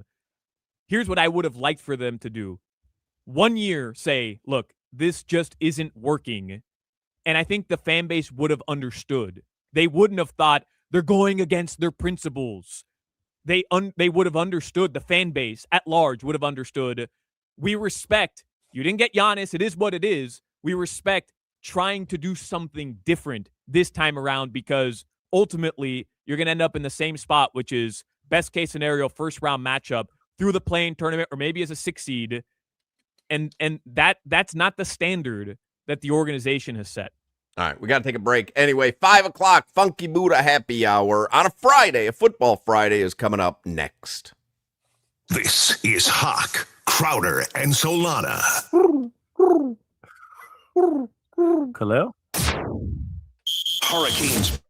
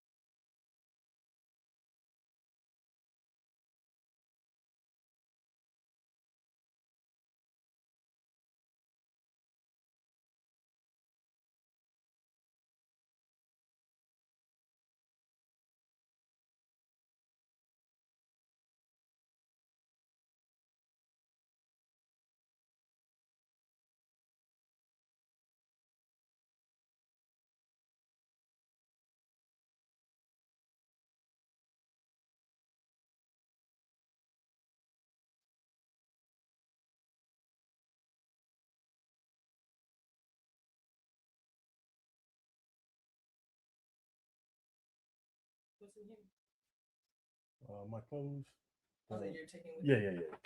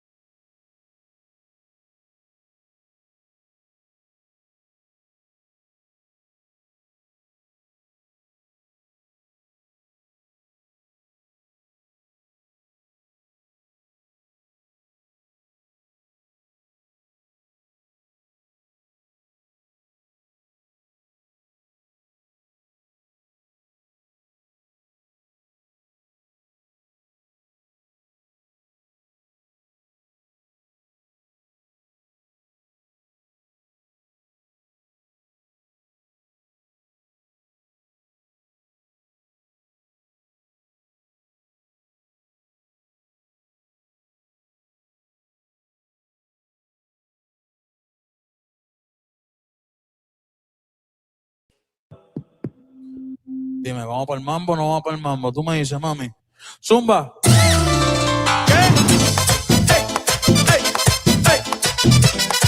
Hoy sí que sí. Hey, did we ever find the Don Bailey Jr. Bad Bunny collab? We did not. There's no song of it. He never did a song. We had him do a commercial a couple He did times. Bad Bunny, yeah. He did. Yeah, I know. Yeah, I know. Yeah, I know. There is remember our Who our on old earth is rejoin? calling your hotel room phone? That's the funniest thing because I see Asia answering the phone. Nobody uses the landline in a house, let alone a hotel. We like landlines. We're Crowders are landline people. It's crazy how the actual hotel phone rings. Asia has a beautician coming to do her makeup and hair and things, and she's calling the room to get up because now you're not allowed to get on an elevator without a ticket. Yeah, that's why. So all right. Hoch, it is in the system as remember our some of our rejoins or outros that we play going to commercial break. We do have DBJ in one of those. We just couldn't find the audio isolated. All right. Well, we gave it a shot. We can play it if you'd like. We have access to if it. we don't have it, we don't have it. That's fine. 5 o'clock hour is the Funky Buddha happy hour, by the way, and this is the final Football Friday of the season. Live music at Funky Buddha tonight in Oakland Park. Live music tomorrow at Funky Buddha. And then on Sunday, not only do they have the big game watch party, but in the morning, bottomless brunch begins at 11 a.m. And you know what Funky Buddha has on the menu for their bottomless brunch? Aperol Spritz. Aperol Spritz. And by the way, if you want to feel like you're at the Olympics in Milan, there is no better way to feel like you are in Italy than sipping on an Aperol Spritz. Nobody wants an Aperol Spritz. Man, I bet Funky Buddha sells more Aperol Spritz than they do beer. How about How many that? have you drunk? 5? When? This year. Like this year, this calendar year, January to now? You're the only person that Aperol Spritzes. I did have an Aperol Spritz at the Frank Caliendo show. So there's one that I can recall. Look at you. Showing out. Yeah, Showing out because, in you Naples. go to the Out in comedy club, you Naples. have to order something. Showing out in Naples. Yeah. Anyway, 5 o'clock hour is the Funky Buddha happy hour. Get yourself, if you're having a watch party at home on Sunday, you better have some Funky Buddha in the house. If people are coming over, like you don't want that Kirkland beer. You know what I'm saying? No. You want the Funky Buddha. Gotta get the hop gun is in Publix. I get it from Publix all the time. The hop gun, the Floridian, y'all have to have the good beer. Here's what I do. I keep the Funky Buddha undefeated season saison on deck. That's my annual contribution to my Super Bowl party every single year. That way, it's almost like the Dolphins are a part of it in some weird way. When will the Dolphins be a part of it? That's the real question as we wrap up this season's Football Fridays. When will the Dolphins be a part of February Football Friday? 2030. Really? 4 years from now? 4 or 5 years from now. If Hafley is who we think Hafley is. Well, who do we think he is? I don't know who I think Hafley is. I didn't expect you to push back.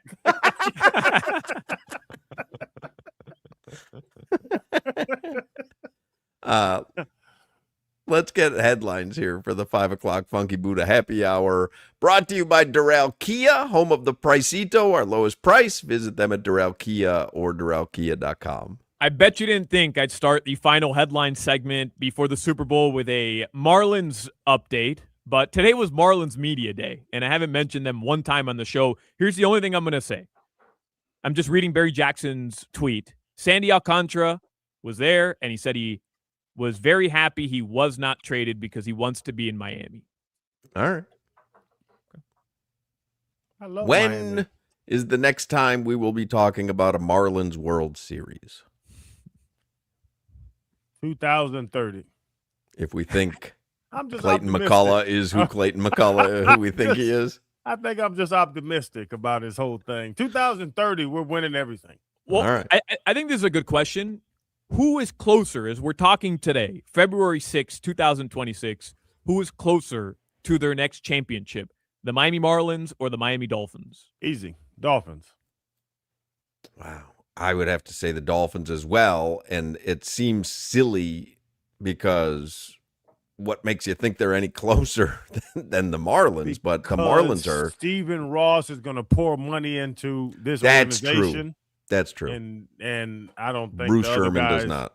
Yeah. Bruce Sherman's not spending billions on anything. Any thought into who Jets fans are rooting for on Sunday? I only ask because Sam Darnold, famously drafted by the Jets, left the Jets, and I know he's far removed from being there, and they've had several failed quarterback experiments since then. But I would imagine Jets fans are a little conflicted because they hate the Patriots the same way we do. But Sam Darnold, a guy they had who was terrible for them. Well, were in the you Super rooting Bowl for now. Ryan Tannehill when they were on their run in Tennessee? No. You were rooting No. against him? 100%. You didn't want him to succeed with another team. I did not. I was not happy to see him, even though I knew it wasn't Ryan Tannehill who had them in that spot. I didn't want to see Ryan Tannehill succeed because I've been burned that way too many times with the Miami Dolphins. Where Like, why are people you leave here- succeeding with this team when you couldn't with us? Even though we Yep. understand you have Derrick Henry. Correct. And we had Jay Ajayi. But whatever. We can't figure it out. We knew Jay Ajayi wasn't a good Derrick Henry. I hope everybody knew that. And for the Dolphins, it's easy, right? Like, is there a Dolphin fan rooting for the Patriots? There's no way. There's no way. No. I want them to win, but I don't think they're gonna win. You want them to win. Why? Because they're the underdog. Like, I like the underdog story. I like the young quarterback. I like Mike Vrabel trying to figure it out. I like that narrative, but I hate the Patriots. I mean, you But want if Ben you- Volen coming on this show doing a victory lap?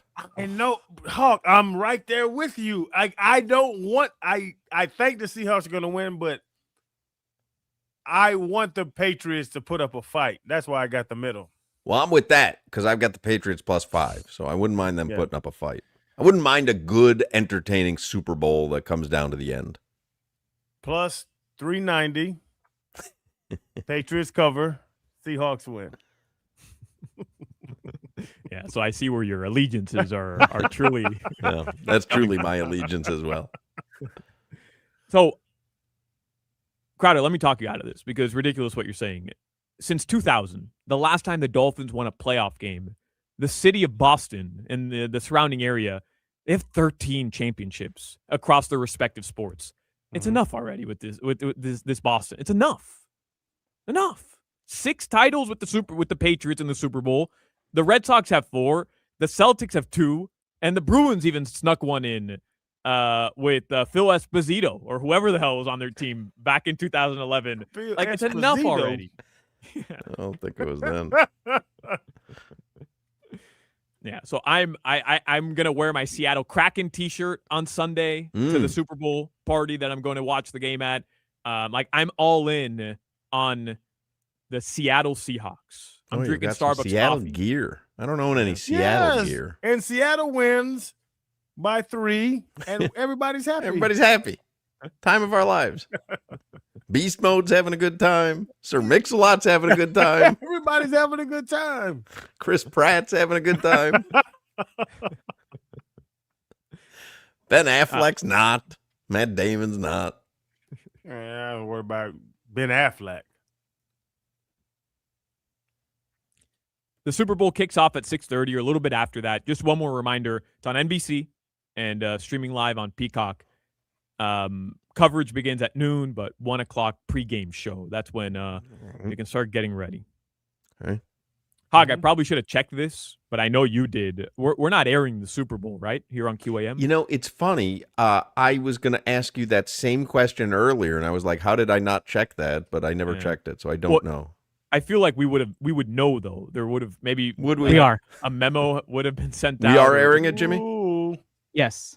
Starting at 5:30 after the Heat broadcast. All right. Well, you'd think we would have known that, but Jimbo, get him.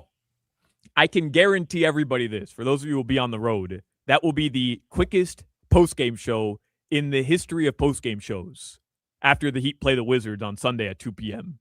So that broadcast will be starting on time. Amen, brother. right. So what do we have here? We've got on Sunday Heat and Wizards. So it says post game 5 to 5:30, and then the Super Bowl broadcast starts at 5:30. You think you can be done there before 5:30? Well, what's funny is we have 30 minutes of commercials to play throughout that entire 30-minute window as well. But look, man, I've got no shame here. Super Bowl Sunday, the Heat are playing the Wizards at 2 p.m., and I've got a Super Bowl party to be at. So I'm hitting the bricks as soon as I possibly can. That'll be a very short post-game show. Trae Young and who else went to the Wizards? Anthony Davis. No, I don't know if Trae Young is going to be available. Remember, he hasn't even played yet with the Wizards since he got traded there. He's dealing with an injury, and I mean, AD, you might as well count your blessings. He's always dealing with an injury. He's injured in life. Tonight's Heat game is going to tip off at 7:30. They're in Beantown. Speaking of Boston, at the 7:30 p.m. tip-off. I'll get you started at 6:15, and then Sunday at 2 p.m. The Panthers are off until February 26th. All right.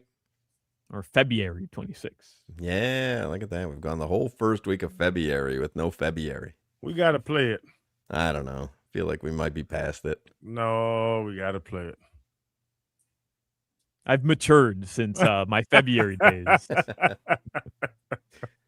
All right, are you guys watching any Olympic coverage then over the next couple of days, like leading up to the Super Bowl, maybe tomorrow? Or are you locked into anything? Lori loves the Olympics, so it's always on in our house. She knows all the backstories. This is like her 3 weeks where she just shines. She watches everything every night from early broadcast to late. She loves it.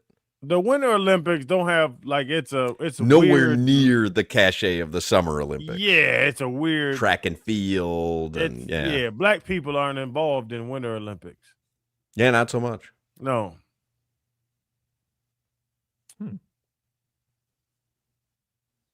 Brother. I can't watch these white ladies slide down this ice all day. No. Surprises me since you're such an avid skier. The Crowders. Hey man, y'all give me hell about y'all want to go to Buck Hill? No, it's right here. No, she doesn't want to go to Buck Hill. Ava, Chan, Asia love Buck Hill. That's because they've never seen Aspen or Steamboat. We've been to Aspen. We've been to. And you're telling me they like skiing in Minnesota better than Aspen? Where did you have them staying in Aspen? Loves Buck Hill. Where did you have them staying in Aspen? What Motel 6? We were in Aspen. We were in Vail. I took her to Vail. She likes Buck Hill better than Vail. No chance. No chance. Well, for those of you who are interested, just an update here. Coverage begins at like 4:30 in the morning. And it's on USA, it's on NBC, and obviously you can watch stuff on, what is that, Paramount for NBC? Paramount? Peacock, excuse me, Peacock. All right, gentlemen. Your weather at 4:30 in the morning? Yeah. Actually, tomorrow, if you want, at 4 a.m., Great Britain and Canada in the MD round robin. I don't know what MD is. But Switzerland, Sweden at 4:05, you can stream it. Big curling action. Switzerland versus Sweden. The USA women's freestyle slope but style. What time is it? If it's 4 in the morning here, what time is it in Milan? 10 a.m., 10:30. It's a 6-hour difference. It starts that early in the morning? Yeah, I mean, the slopes, you have to get out there early. No joke. If not, by I've never midday, gone skiing. I don't know. Slopes. the slope, you got to get out to the chalet early, man. You gotta take advantage of the good weather. If not, by 2-3 o'clock, the ice is just. I mean, Crowder, The you can chalet, speak to this. though, isn't that where you have drinks afterwards? Yeah. But you start at the chalet and then you work your way down the mountain. I call it chalet.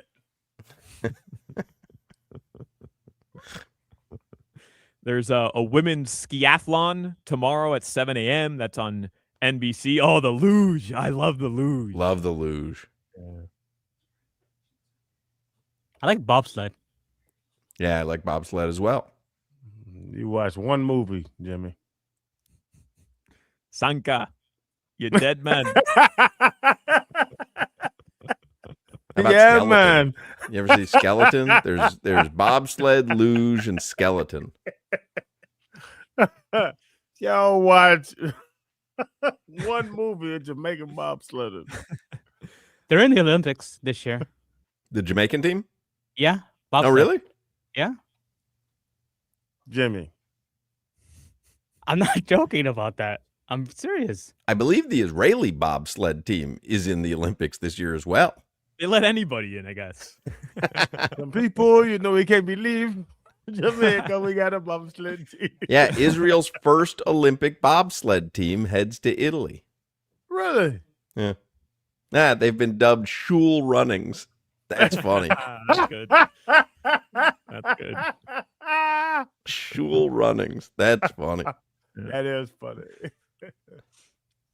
So there you go. That's your Winter Olympics update on day one of the Milano Cortina 2026 Winter Olympics. Your weather in South Florida right now, it is still in the mid-60s. It's going to drop a little bit into the upper 40s this evening.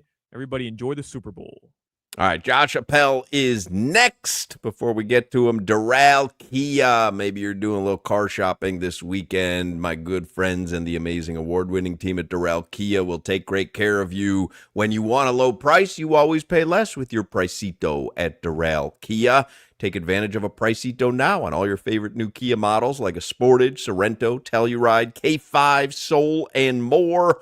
Don't wait. Hurry to Doral Kia today or anytime this weekend. Don't miss your chance to save on a new Kia or shop any of their pre-owned vehicles with easy financing, fast service, and the best value for your money. You always pay less with your Pricito at Doral Kia. This is Hoch, Crowder, and Solana. You know who never just kind of mails it in? Oh. The Costco guys. WQAM.